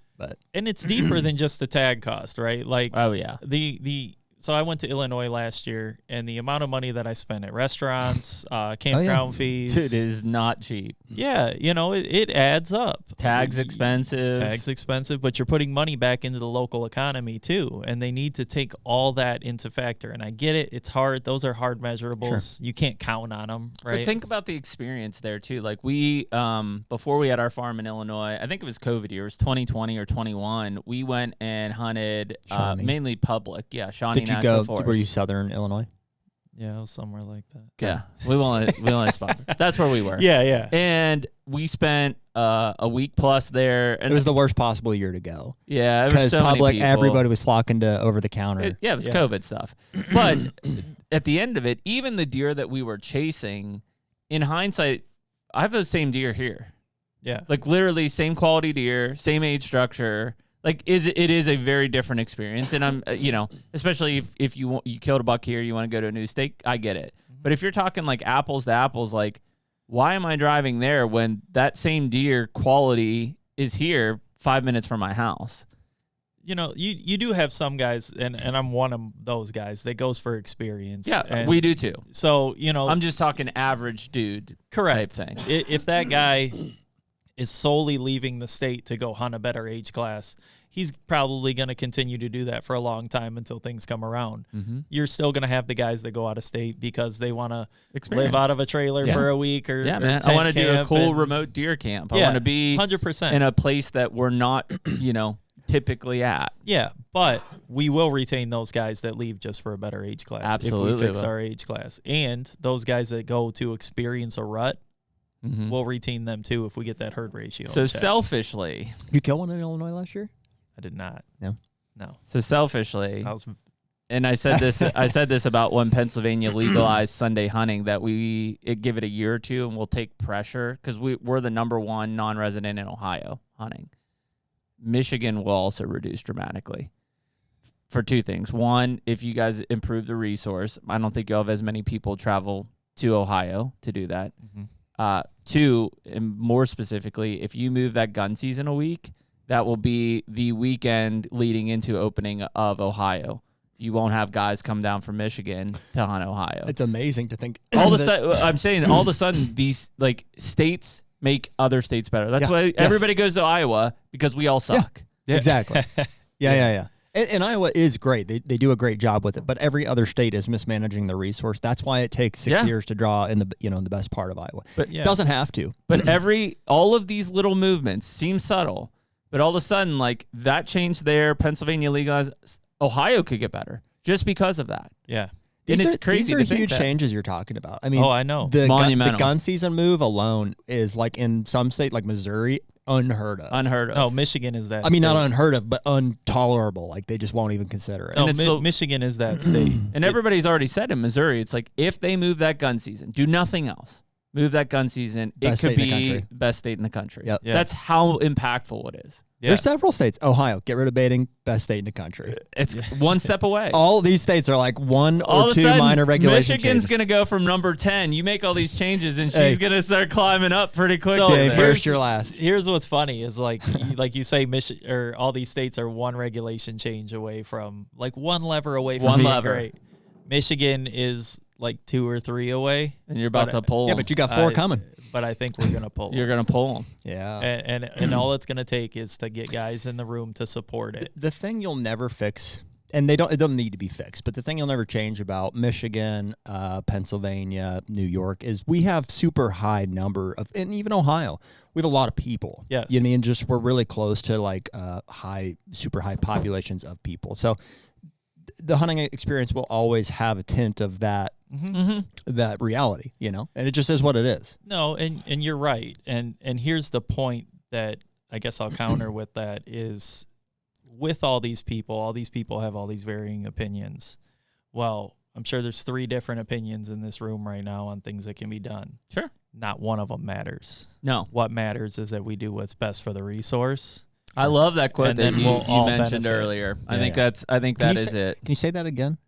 What is the quote? So that quote came from Jordan Hoover. I'll give him Okay, Jordan. a good thumbs This up is there. this is a very good one to live by as a deer hunter. So he said, when you do what's best for the resource, the hunter always benefits. But when you do what's best for the hunter, the resource always suffers. Yep. Yeah, it's No perfect. brainer. It's perfect. And we're in that spot right And now. that's the problem in today's society is most groups, agencies, or whatever are trying to appease the hunter Yes. and not the resource. That's all we've ever done. We want cell cameras. We want crossbows. We want corn piles.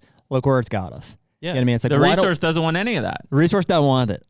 No. Don't want any of it. And that's, what I said at the last commission meeting. It was a point that I made. I said, The deer doesn't have a voice in this room. Doesn't have a vote. To apply to Michigan, we want 2 buck seasons. We want guns on November 15th. We don't want muzzleloaders. We want rifles. We want all these things. Correct. So if the deer can't have a vote, we're the ones that are entrusted to speak for it. I think that's a really good. That's our shout out, Jordan. That's a good one, dude. Yeah.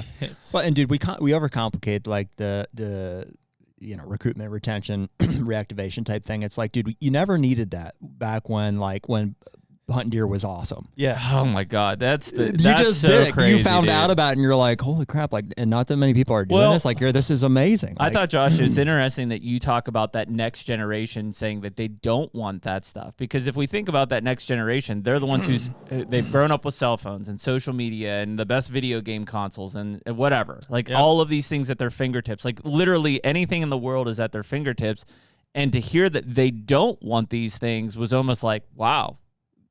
Kudos to them. Like, do you see something different? Can you blame them? Look at it. You look at deer hunting now, and you're like, this is dumb. Like, there's 2 groups there, right? Sorry. There's 2 groups. Like in that younger generation, there's a group that, and listen, I've said it before, I've messed up on my kids to part of it to where I made it so easy that they didn't get hooked like I got. Now I'm bringing it back, and it's starting to have a positive impact.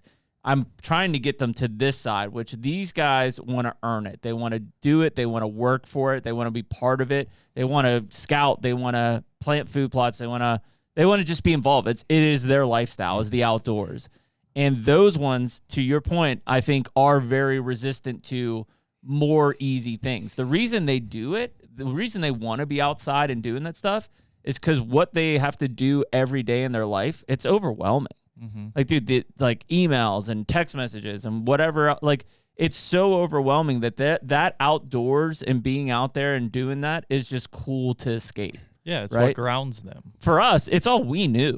Like, that's just what we were born into. It's like, yeah, dude, I was 10 years old just catching crayfish in the creek and stuff. Like, I didn't have anything else. Yeah. So it's that group that is, if we can get that group to have momentum and to build, the future will be bright. Yeah. And that's what's so great right now is that group is the one that has momentum in the state right now. Which is awesome, man. But not only does that group have momentum, that group has the support of the other side of the aisle as well. So some of the older guys, maybe from the sportsmen's clubs that have been around for years and have maybe better relationships than we've built, in our short time, we have their support, and we're all helping each other. And I'm talking to guys from like Trappers and Predator Callers Associations and people from Michigan Spearfishing Association, and we're all supporting each other. And there's this which is awesome, huge like umbrella of unity in that room right now. And that's what's going to get this across the finish line, because when coyote issues come up and we got nothing going on in the deer world, I can take a day off work and I'll come back.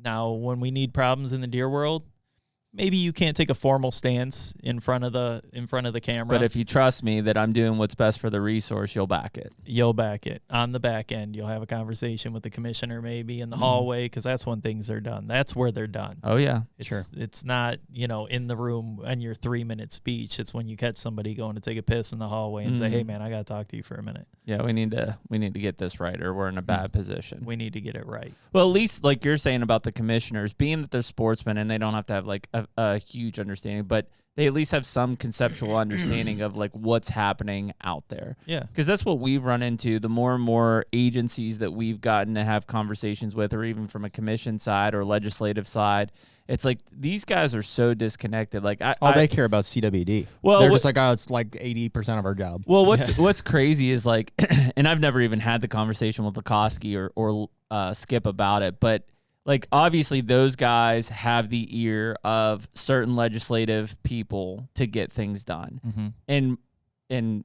Skip will listen to this, so maybe he'll text me on it. I'm curious, is it someone that's a sportsman that gets what Skip's talking about, or this is my assumption, it's someone that has no idea but trusts Skip or Lakoski to be providing the best advice for the resource, therefore that's how they take it? Yeah, I think the latter there with the trust goes a long way. Huge, man. But we got a double whammy right now where they may not all be deer hunters. One of them may be a waterfowl hunter or a fisherman. But they're at least a sportsman and that's what's important. minded. So when hunters show up in that room, avid hunters, not just some guy that comes up and starts complaining about a corn pile once a month. When avid hunters show up in that room with real experiences and eyes on the ground, we are their eyes on the ground, and they will pay attention. Yeah, that's awesome. So that's what's important. I hope you guys get this thing across the finish line, because I think, obviously this is just our platform, but I think it will rally hunters in other states to say, holy shit, it's possible. Because right now there's a lot of us. That's what we need. A lot of us are defeated. Because we've had the conversations. We are guilty of, like, what I'm learning from your is you went and you were a part of meetings. Like, Jeremy and I, maybe like to think that our impact can be from right here, and maybe that is the case. And maybe there's also like a well, there's been a lot of predisposition to like what those meetings. So for the meetings, I'm like, that's not going to do anything. If I go, and it just has been how it's been proven out in the past. There's some commission meetings that if I go to them, I could talk, but for sure the decision's been made. Yeah, exactly. I'll give you a great case in point. Even though they voted on it, the pushback of the Pennsylvania gun season, there was enough preemptive response to that I was pretty confident it was dead before the vote happened, right?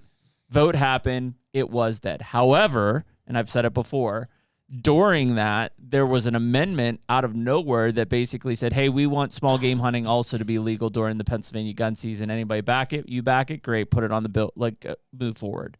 Not bill, but Just on happened right there. And I was like, where did that come from? It was literally spontaneous on the floor type of thing.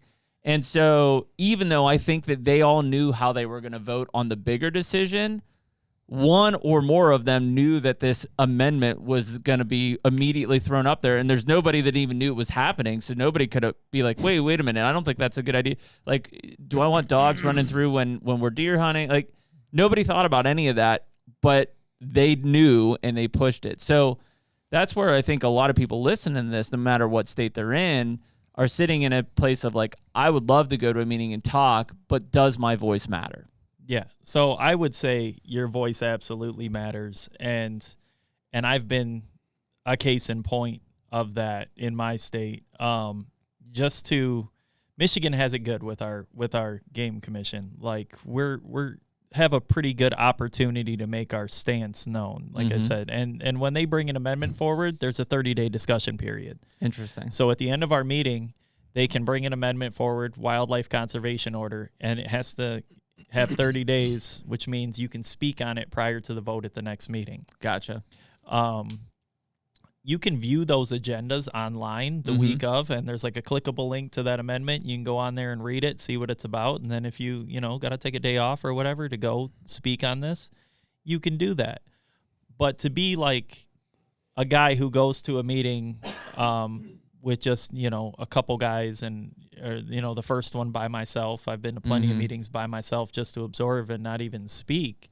That very first time I spoke at a meeting, during a recess, a bathroom break for everybody. I'm standing in the hallway, and one of the commissioners came out, and he said, I've never seen this before. This is my business card. Call me. We have some things to talk about. And that was eye-opening to me, as did not expect that. I'm thinking from being a Michigan hunter growing up, I need to go in here and pound my fists on the table and ridicule them because I've seen them make some bad decisions in the past. And you just handed me your business card and told me to call you because you'd like to talk to me.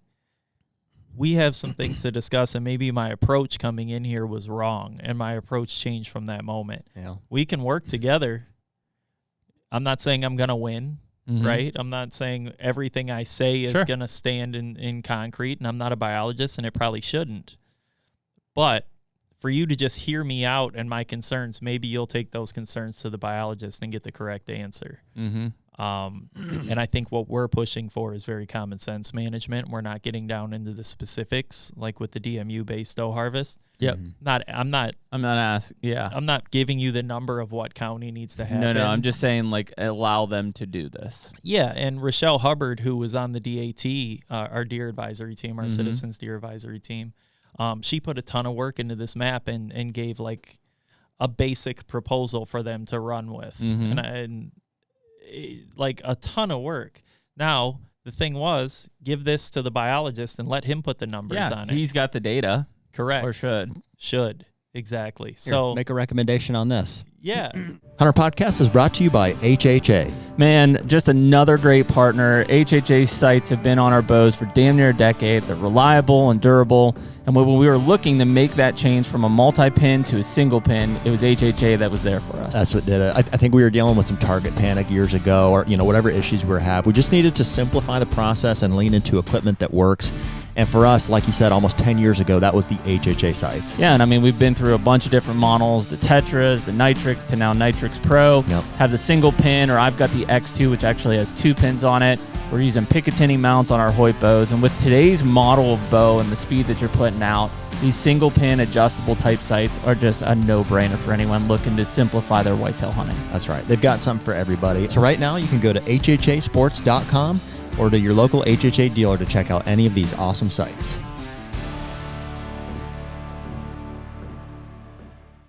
So Josh, I guess where I'm wondering here, because clearly I don't want to say that you stumbled into this, but it's like your passion basically said, I want to make a difference. I need to do something. You found your way into this.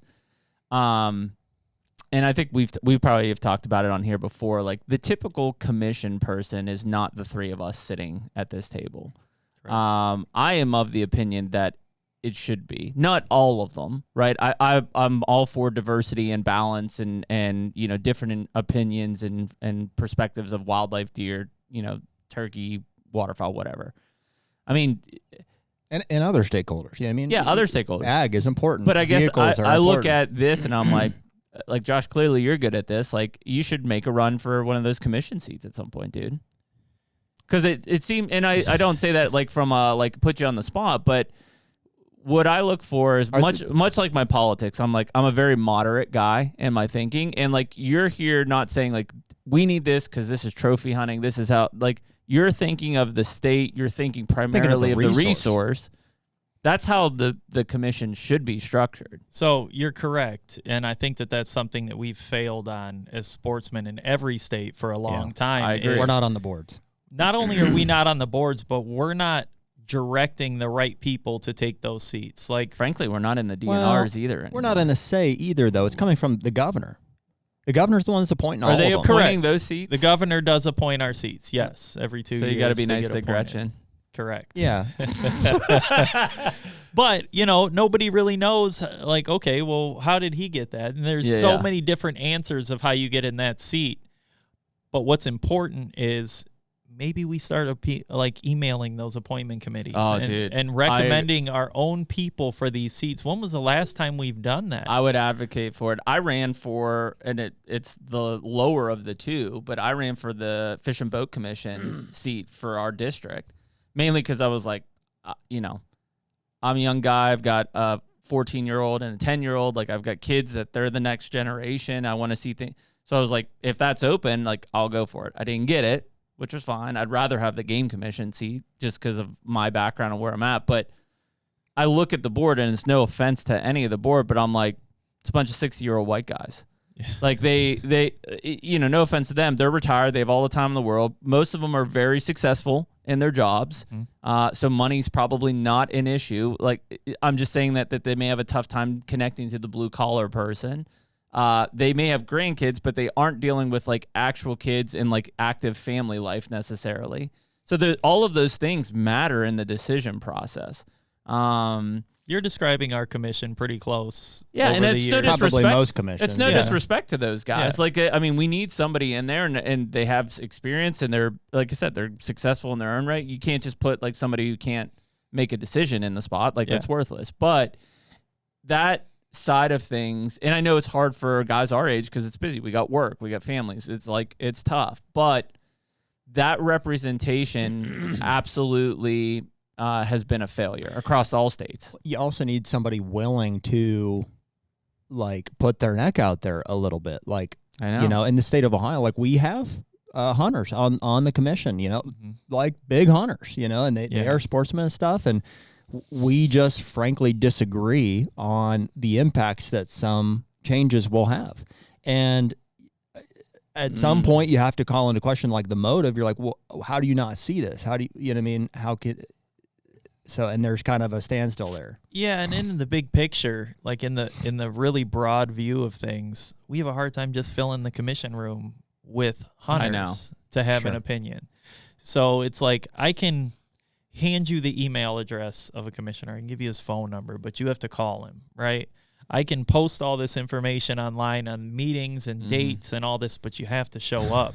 Yeah. How do we get them to show up? It's tough because it doesn't align with this generation, even our generation, and especially Gen Z. It's like, what do you mean go to them? Show what do you mean person. call somebody on the phone? Like, we don't do that. It is. I mean, it does take, it takes effort, right? But even some of the stuff, like obviously I've got a fairly big stake in the game in that I own property in Kentucky. I spend probably half of my time in that state. I'm not a resident, so legislators don't need to listen to anything I say. But anytime a significant bill comes up, I make sure there's two legislative people that I write every time. And I start off by saying, hey, listen, I'm not a resident, but I own these 2 farms in this county. And so I pay property taxes. I have a very vested stake in it. Here's my opinion. If you want to call me, feel free. I know you don't have to listen to me because technically I'm not your constituent. Every time they wrote me back and said, hey, we just appreciate the input. Because I don't know how many people are writing them. Maybe it's 100, but maybe it's 2. And so if I'm one of 2, even though I'm not a constituent, I guarantee they pay attention to it. Because they're like, hey, this guy writes all the time. And I get the same thing because I don't live, like I'm very close to the city, you know, where I'm at. And our representatives and senators probably never hear a whole lot about deer hunting. Sure. So it's like anytime I send that email, I get a response. Yep. And it's like, well, thank you. You know, obviously natural resources are our main concern. The political line. The political lie. Yeah. copy paste. Yeah. But ChatGPT. Deer hunting is great in Michigan. best it's ever been. No, but you know, I get a response. There is no even commission. They just it's all AI. And we'll the important thing though is you continue to do that because eventually they will hear you. And Dude, I was told it's so that easy. That's the easiest thing. To your point about the generation, the easiest thing is to take 3 minutes, write an email, gone. So go the other way too, dude. Our generation can write ChatGPT and create a freaking kick-ass letter to send to your. You could create a proposal. You could do a lot of stuff with it. Terrifying. AI It's terrifying. Yeah. But to like that point, when I spoke at that sportsman's club last week, I think we had 6 emails fired off to the commission after I got done talking. Like, how hard was that? You know, I'm here for 2 hours. We got 6 emails going to the commission at 9:45 at night, and they're probably like, all right, where are these guys drinking at right now? You know? Yeah. It's not that difficult to send an email. It's not. The Pennsylvania one, I had no less than 25 people write us through Instagram saying that they sent a notice to the because the commission gave a specific email address, say, hey, any of your comments, just send them here. And so we had like no less than 25 wrote in and said, hey, we're opposed for these reasons. Yeah, it couldn't be easier for us to contact our commission and all of their contact info. I keep that on my page so you can contact them individually.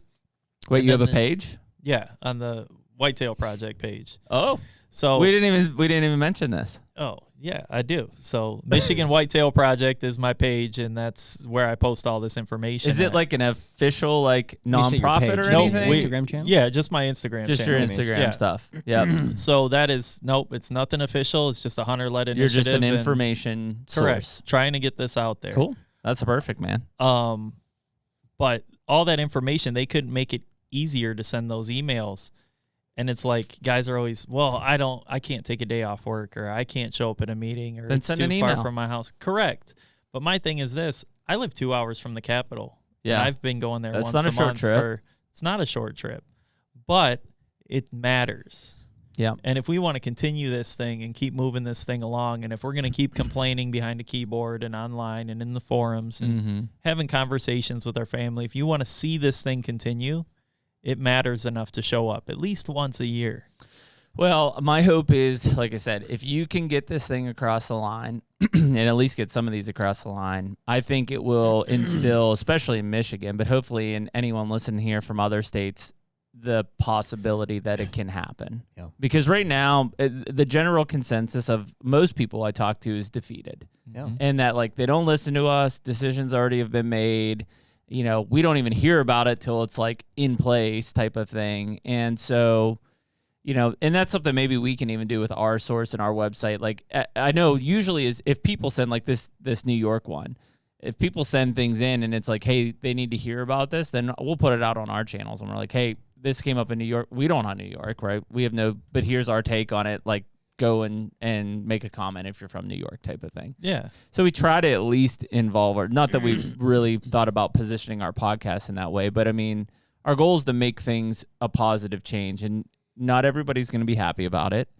But I think much like this state, as time goes on, if the decision truly did benefit the resource, the hunters will come back around. Hunters will always be happy. They'll when the always be resource happy with the succeeds. resource.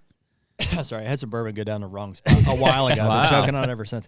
What would be the main call to action for April 8th? Do you want people to come out to a physical location? Like, what's the call to Is action? it in Lansing? It is in Lansing. So Okay. April 8th is when the wildlife conservation order will be released. It's not actually getting voted on in April. It'll be voted on in May. Okay, I would but this love- is the listening, like, we're here to hear what you got to say. Bingo. You'll have a chance to comment on it Perfect. in May too. However, we know from past experiences, your showing in May directly has a correlation to what is passed in May, or you're showing in April. Yeah, so if you matters show for up big May. in April, in May, they're like, hey, we don't want to piss these guys off. Yeah, so April 8th is the day. It's at 9 a.m., 5708 Cornerstone Drive, M19 121 West Campus in Lansing, Michigan. And it's sad that I remember that address. Nick, pull that out But- and put it in our description. He'll pull it out and put it in our description. What can people expect on that day? Like, are they just to sit in the is it a courtroom? Like, what's the courtroom?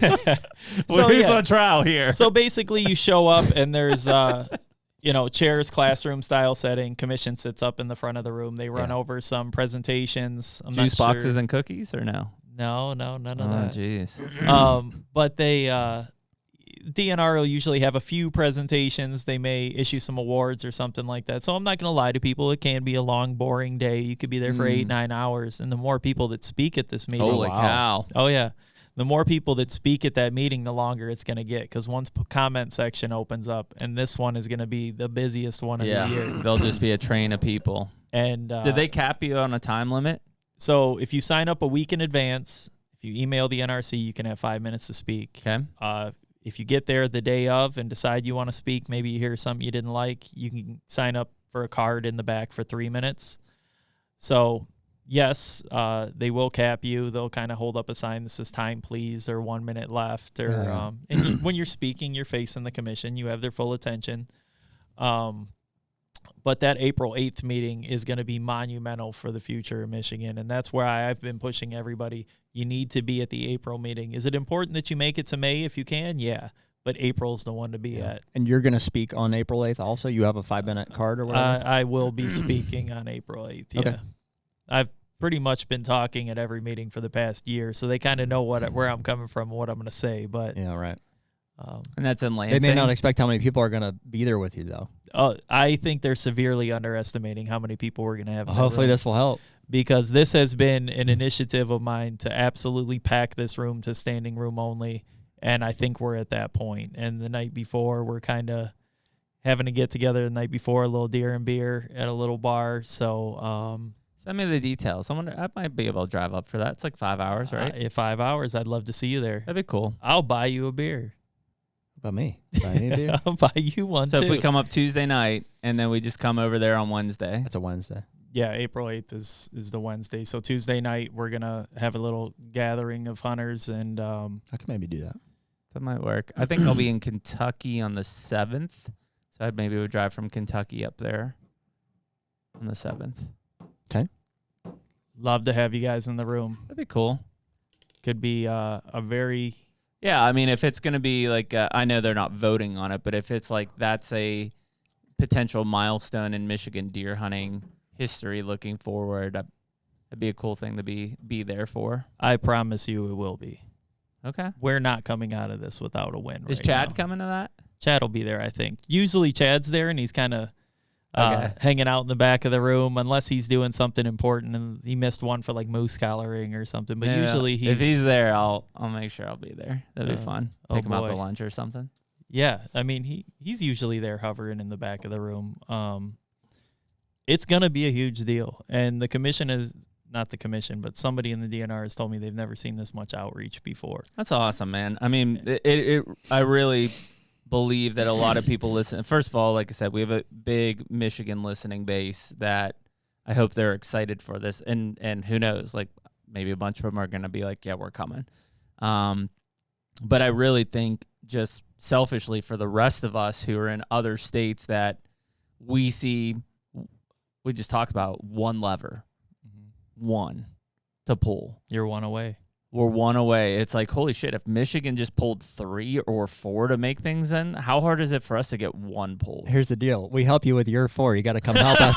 When you're down there, you got to come help us with our 1. If you guys sign up to speak There at are that absolutely meeting, public meetings. listen, if you guys sign up to speak at that meeting and I know you're coming, I promise you I will drive 5 hours, 6 hours down here and help Okay. you guys. That's It'll what be unity Ohio will be is. the next one. Yeah, Ohio's. the I'll next go one. to that too. That's We'll the just one. give all the Michigan guys there an Ohio State shirt. They have to wear it down there to look like they're actual residents and stuff. They might burn on their skin a little bit, but Well, they'll my be dad's okay. from Youngstown, so I'm used to Yeah, that you're used to criticism it. anyway. No, that'd be cool. I think that would be a really cool thing to be part of. And besides Skip in Iowa, no knock to like our Hunters Advocate guys in Ohio, like this seems like the most monumental move in whitetail deer management that I've heard of recently. Yeah, me too. We have the momentum. That's And wild, what- man. It's crazy that it feels this good. It almost like in a non-insulting way, I'm like surprised it's Michigan. Yeah. Right, like just thinking of Yeah. like, oh, look at Illinois and Missouri's so close, and Ohio's so close, and we've worked on those. Do you? And we're just taking it from. I guess it's Skip that I heard it from. It's like, did you hit rock bottom? Like, are we at that point? Because a lot of other states are like, oh, they're pretty good, but they could be way better. Michigan is referred to as like I don't think you hit rock bottom. by Skip as like it's a a disaster. dumpster fire. Yeah, Yeah. Thanks, Skip. No, I think if we're going to say we're at rock bottom, then we've been at rock bottom for years. I think culturally we're at a boiling point. Yeah. And that's kind of where we're at.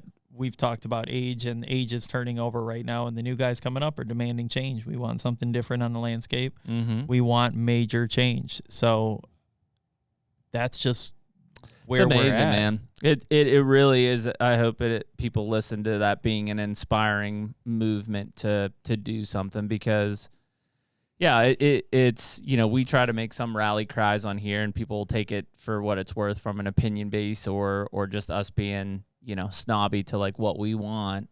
But I really do think that most of the things that we talk about here are resource first driven. 100% they are. Will it benefit us in the long run? Yes.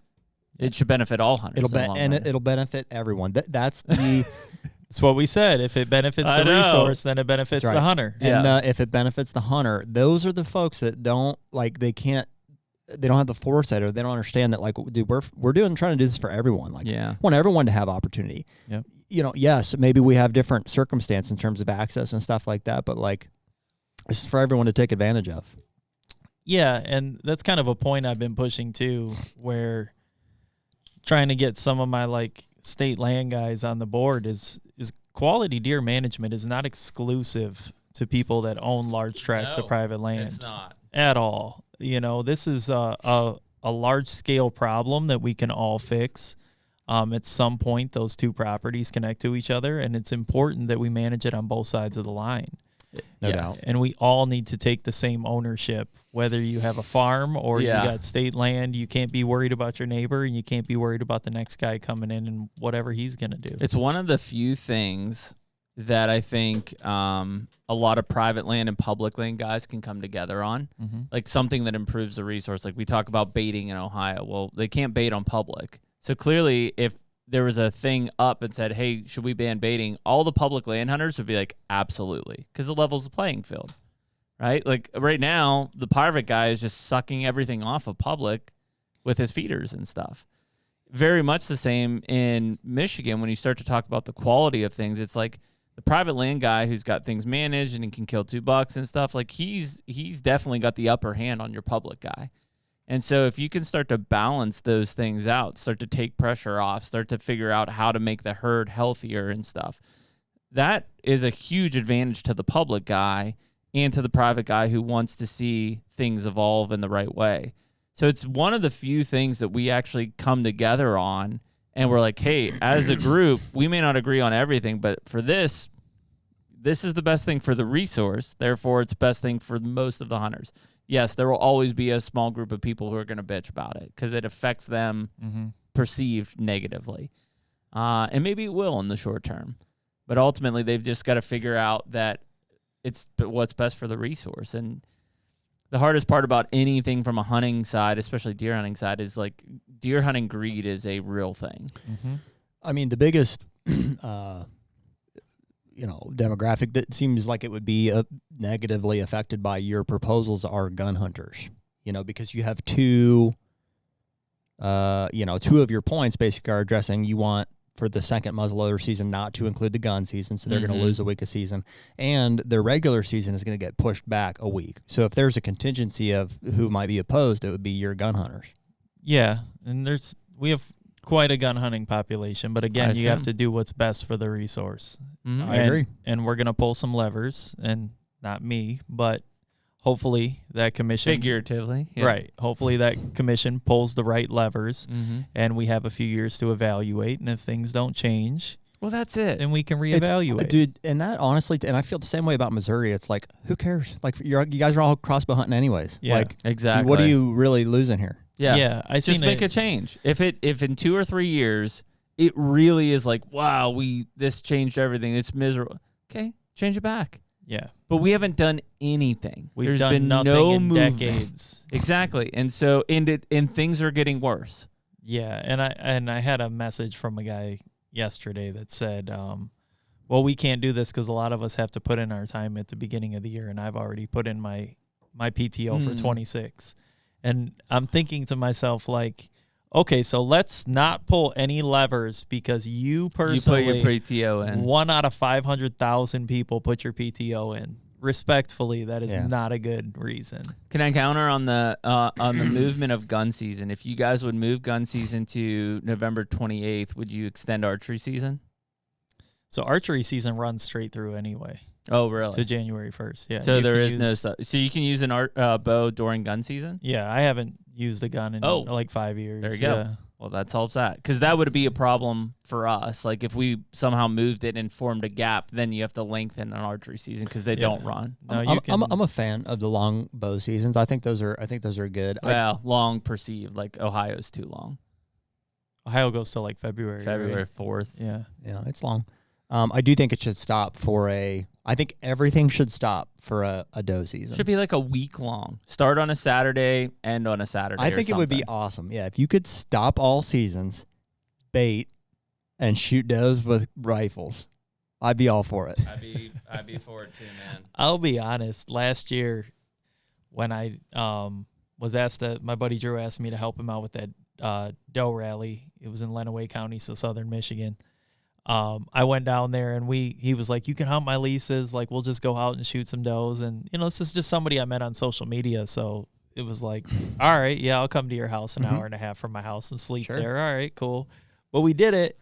And when I went to that doe rally, shooting those does was the most fun I had all season.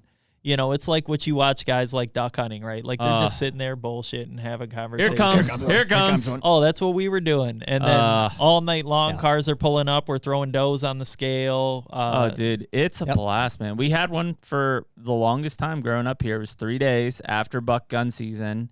And like, I just remember driving and we just killed does and we had fun, and you'd miss 15 times and you didn't give a shit, and you just shot the next one you saw. And like, yeah, it was no pressure. It was such a blast. And it felt like by having their own dedicated season, to your point, they had value. Yeah. When they're just mixed into you could the focus, group, and there was no value. There was no lingering negative. Like, we have a doe fest in Ohio. We have a bunch of kids out to shoot does and stuff, and it's during a gun season, but it overlaps. You can shoot bucks during that season too with a gun. Yeah. So in the back of my mind, I'm like, here we go. Yeah. Like, let's see what happens. And like, yeah, people still kill does during the 2-week concurrent season. When that change happened, like, everybody thought that they were going to just kill all the deer, because it's like, well, wait a minute, we've only had 3 days for doe gun. Like, now we have 2 weeks. Like, we're gonna like, heads that were exploding, and ultimately people held out for bucks. You just passed deer, which you never did. That was the biggest mindset. Nobody ever passed a deer, and now they had to pass deer. But in the long run, it still created a situation where we're like, we have more does than we need to have in most areas now. So we still need a doe season, even with the concurrent season. But yeah, the biggest thing and we've talked about this for almost 2 years now, is how do we bring value back to antlerless deer? And I've started, like, even personally with my kids, I've taken them out and I'm like, hey, doe only day. Like, we're not killing a buck today. We're just the first adult doe we see. I don't care if it's 5 minutes after being in a blind. Boom, killer, we're out. We did our thing. We'll go process her, and we'll have that experience, which is extremely important, I think. But I think that I get it. It's hard for a lot of people that maybe they have to put time off. So they're like, hey, I've got 5 sits a year. Like, I want to kill a buck. That's your right. I get it. But if you want meat in the freezer, like, take the opportunity. Yeah, and one thing that I hear at times is, like, the barrier to entry of processing fees. So it's a huge thing right now. Yeah. So again, let's not devalue the doe. Like, I'm going to say that. The doe has value too, especially processing from fees. a meat. We're talking about meat, right? But I understand that point. Like, okay, well, I have to pay $130 to process a deer. I'd like it to be something I can really, really be proud of. I know. But let's be proud of that doe that we shot and fed our family with. That 2 or 3 or 4-year-old doe puts just as much meat as that 1-year-old buck in the freezer. And correct. But I'll also say, like, for that our going rate's like $135. Sounds right for here too. Okay. So for that $135, you can go to Cabela's, you can get a grinder. Oh yeah.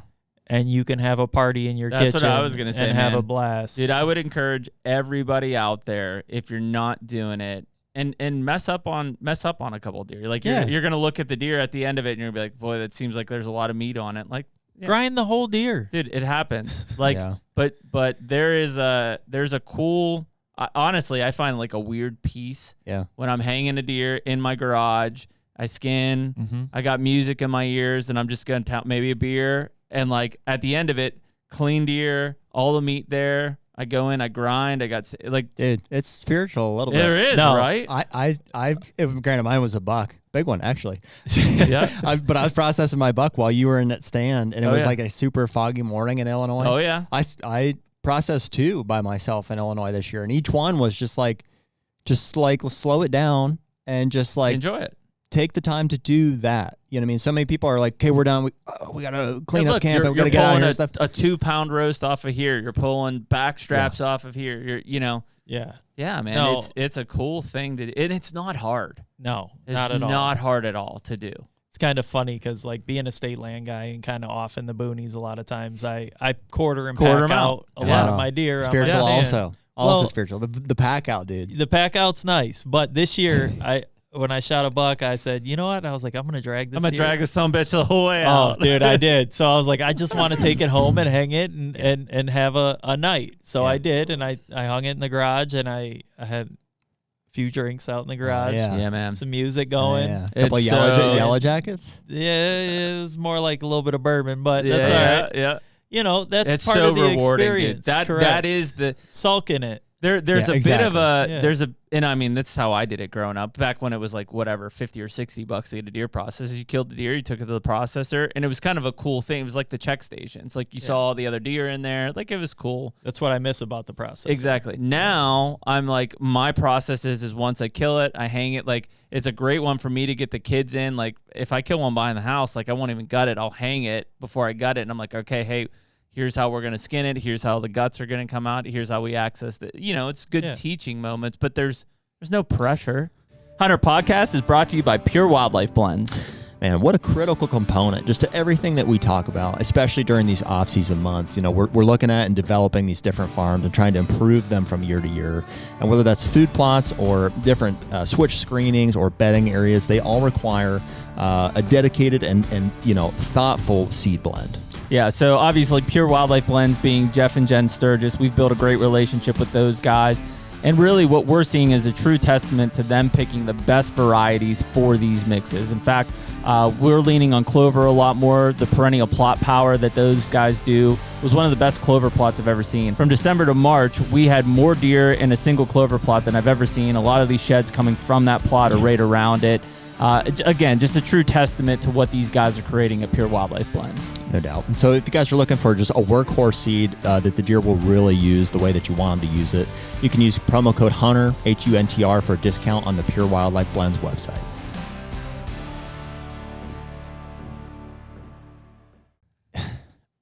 I'm guilty too of with the does, even the processing stories I'm talking about they're bucks. You know what I mean? I'm like, and when they're hanging there, I have like an attachment to them in some way because we have trail camera whatever history we have with them and stuff to chase.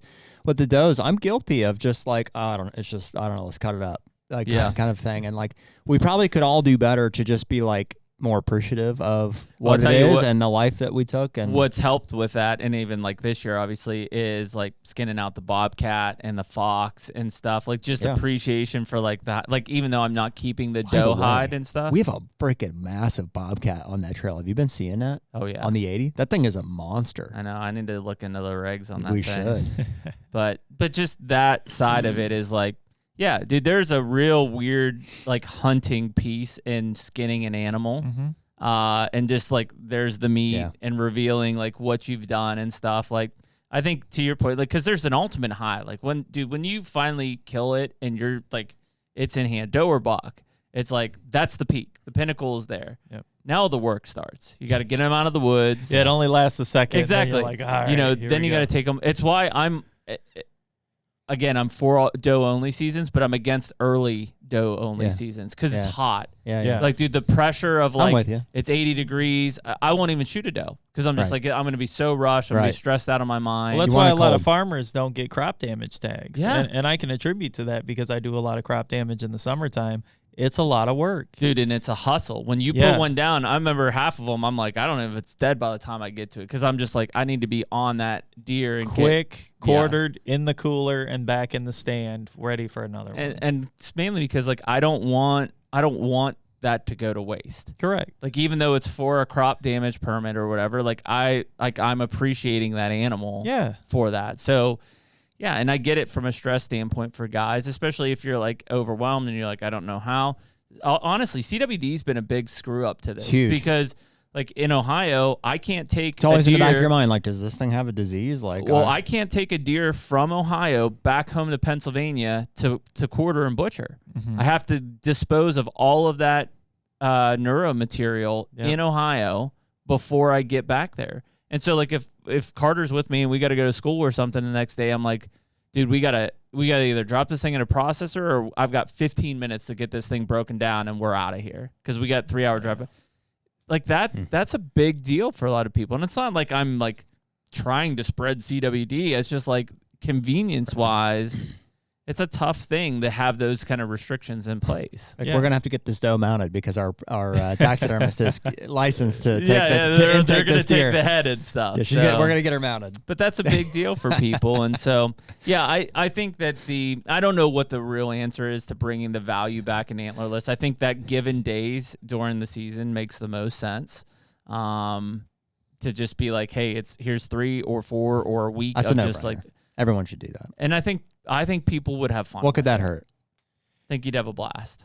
Yeah, I think the given days is a new concept for me in the middle of the season. I've never really considered that, never really thought about the And it should be towards the tail end of the season. Of course, but I just know from Michigan's experience, we've rained doe tags. We have thrown every extra opportunity at people. And they just don't. Yeah, they don't do it. They don't do it. So how big is how big is the muzzleloader? Yeah, I was going to say you should switch history? that muzzleloader season with a condensed doe only season. or start it with a doe only or something. Yes. Like is that historically like, boy, everybody looks forward to muzzleloader? No, actually, when they switched it to any legal firearm, I think they made as many people upset as they did happy, because there's a lot of guys that liked being in the field with their muzzleloader. Yep. So that's been like a big talking point, is like, give these guys back their season again. You know, imagine being crossbows, right? I get it. You're a compound guy, and there's a guy walking past you with a crossbow. Like, it's the kick him in same the thing. nuts, That, you know? Yeah, same thing. But it's the same thing with the muzzleloader. Put one in his thigh. Way more lethal, right? So yeah, well, even if they did again, where's the baby step there? Hey, first week of the muzzleloader season, you can use any rifle, but only for antlerless. Everybody else with muzzleloaders, I know it's an overlap, but it's the baby step in between. Yeah. So the guys who don't want to use a muzzleloader, but they're like, man, I'd love to, I didn't kill any deer during gun season, I want to put a deer in the freezer, that's their chance. They got a week to do it. Well, hopefully what we end up doing is just reducing muzzleloader season a little bit, like most states where they have like a 2-3 day muzzleloader season. You have to create urgency with hunters. Correct. It's boggled my mind that the states have all found a way to figure out that longer seasons yield more participation and kills. It's not the case. It's not true. And it's been proven time and time again. Which is why I'm just like, every time something comes up proposal-wise, Illinois just did it. They're like, hey, we're going to extend the gun season. I'm like, for what? Why would you do that? Oh, we need to kill more deer. That's not going to do it. That's not. They're going to just target bucks. They're not going to kill does. You need to kill does. Yeah. It's the same problem at every state. CWD is the same way. It's like all of the states, like you said earlier, like, hell, we don't know much about CWD. It's right. I'm like, all of the money that each state individually has put into CWD research, like, how are we not working all together on figuring this stuff out? Yeah. It's the craziest They need thing to stop ever. trying to control hunters and just Manage the resource. understand what motivates them and then leverage it to achieve the objective. That's it. That's a very good point. I've never even really thought about that from that angle. Yeah.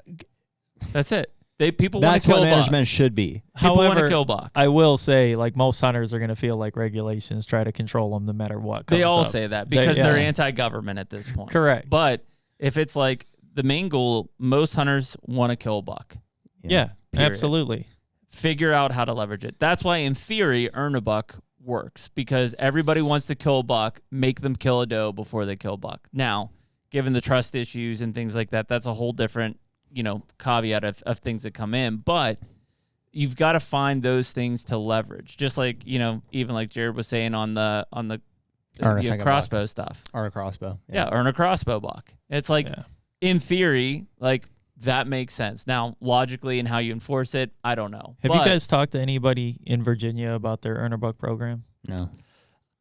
I've had a few listeners write in about it, and they're fairly in favor of it. Okay. Of how it's just become natural. What to is them. is it a straight up earn a buck for residents? I believe so. I can't remember the exact Lyshon would specifics be of a it. guy But to know. Yeah. So I'd be curious to hear about it from a hunter standpoint, because from a numbers standpoint, the last time I looked at it, it was not that successful. And I can't remember the exact numbers. Is that a second buck tag? I believe so. Oh. And it just wasn't as successful as what. And it was not statewide either. It was targeted areas. But I think Missouri right now is the one that's blowing it the most. They got rid of, at one point you could kill 3 bucks if you're a private landowner. What about this? If Missouri was earn a hunt during the gun season when you're hunting now by shooting a doe? Oh, you mean like get your buck tag? So the season is moved back a week in Missouri. Yep. But if you shoot a doe first, you can hunt the regular season. Yeah. I don't even think you have to make it that complex. It's like you can kill 2 bucks in Missouri. You shouldn't be able to. should be $1, and then the second buck should be an earn a buck. So same thing. I would say same thing. Same. Because they're basically at the Make them point earn of a second buck. they're at the point of saying that we're going to pay hunters to kill does as a bounty. That devalues them even more. Oh my God, yeah. That puts them Stupid. at they're now with coyotes and coons at that point. Yep. No, we can't do that. Yeah, no, you. But if you put a value on them, that value is to earn a second buck tag. And Well, again, try it. I think a key point that you brought up too was the draw system. Might like it. Under the just have some. Just take some. And yeah, Michigan had a draw system for does at one point, and guys interesting. acted like a long time ago. There was a draw for guys. PA. We still do. Like I said, we've got a huge allocation of numbers now that it's pretty much impossible not to draw. But Yeah, well, But there's a value there. There's a value there, and I've heard some of these older guys that were around for that time that say, like, it was like a big deal. If oh, you dude, drew when a- you a got the doe tag in the mail, you were like, "Got one, man! I'm gonna punch this thing." Yeah, Because it was of value. It wasn't just like they were all over the place. it just goes to speak on like we have devalued to further nail that we have devalued that. Man, How that- do we add value? That's back to purely that? psychology. Like It is. literally, if you look at the management of it, it's probably all very similar in terms of what numbers they were trying to accomplish with the number of hunters and stuff. It's just the psychology was you had to mail, like we had to mail in a freaking pink slip with a check. And then hopefully in 2 months, you got it back and opened it up and there was a tag in it. Yeah. And it was like, the mentality of that was like, got one. And that made you want to punch it. There's so many psychological aspects to regulations that people don't consider, and Yes. our doe program is one of them with That's the what- 10 tags. Dude, that's, in my opinion, like after having talked to a lot of them, these commissions, DNRs, NRCS, they need somebody, a consultant, an in-house person that understands how hunters think and can say, like, listen, it's great. Okay, you want to achieve this. This is what they want. So why don't we incentivize them this way? Our 10 universal antlerless tags, most of the guys will say, well, I don't shoot any does because I know my neighbor got 10 tags. Yeah, and he says the same thing, and then he says the same thing, and then he says the same thing. Correct. So the psychological component on the universal antlerless tag is arguably just as big as the second buck tag. No doubt. It's like nobody uses them. That's everything, man. That's what we're talking about with not controlling them, but understanding and incentivizing them. Yes. Value and urgency. Value and urgency. That's a great point. Okay. Think we did it. Think we covered it. Okay. One more time, nail down for us. So we April know 8th. April 8th. You gave the address. We'll put your links and stuff in there. Your social channels are Michigan Whitetail Project. Yep, the Michigan Whitetail Project. Okay. Michigan Whitetail Project. It's very important. That's important. awesome. Well, cool, man. Thank you for. It's inspiring to see what you're doing in Michigan. Really, Thanks for driving down, man. appreciate the absolutely. effort. That's a testimony to This whole time, whole right? journey Because that you're on. it's not Be the week next before. Tuesday. It's the week. Yeah. Be the So it'll week. be perfect. And then they'll be able to have time to put in if they want to speak. I think so. Yeah. As long as they have it in the Friday before, they can get There it you go. in. Should Yeah, that'll it'll work. be the Thursday before. So Yeah. Yep, that'll be Perfect. good. So Tuesday before. yeah. Forgive me. Tuesday before. Yep. So Okay. yeah, we'll be perfect, man. Well, yeah, we appreciate you coming down and really do. I mean, again, we'll keep everybody abreast regardless of how this goes through. But if you guys can get this across the line, I think it's going to start a movement on the countryside of like, just hey, we can do this. Yeah. We can make if it's one lever. Some of Yeah, these dude. states that are one lever, like pull that one, and like Michigan pulled 4, so we can pull 1, or Michigan pulled 3, we can pull 1. Yeah. So that's I just hope that you understand that I think you're making a bigger impact than just in that state. Yeah, I appreciate that. I really appreciate you guys having me down here. Let me make a statement on the podcast. It means a lot Well, for the the whole mi- state. You're welcome. Finally, our Michigan people listening will be like, yes. Yeah. The timing was perfect, so I'm glad it worked out. Yeah, it does. Cool. Yeah. Well, we appreciate it, buddy, and thanks for coming down. Thanks again. Take me on down the river with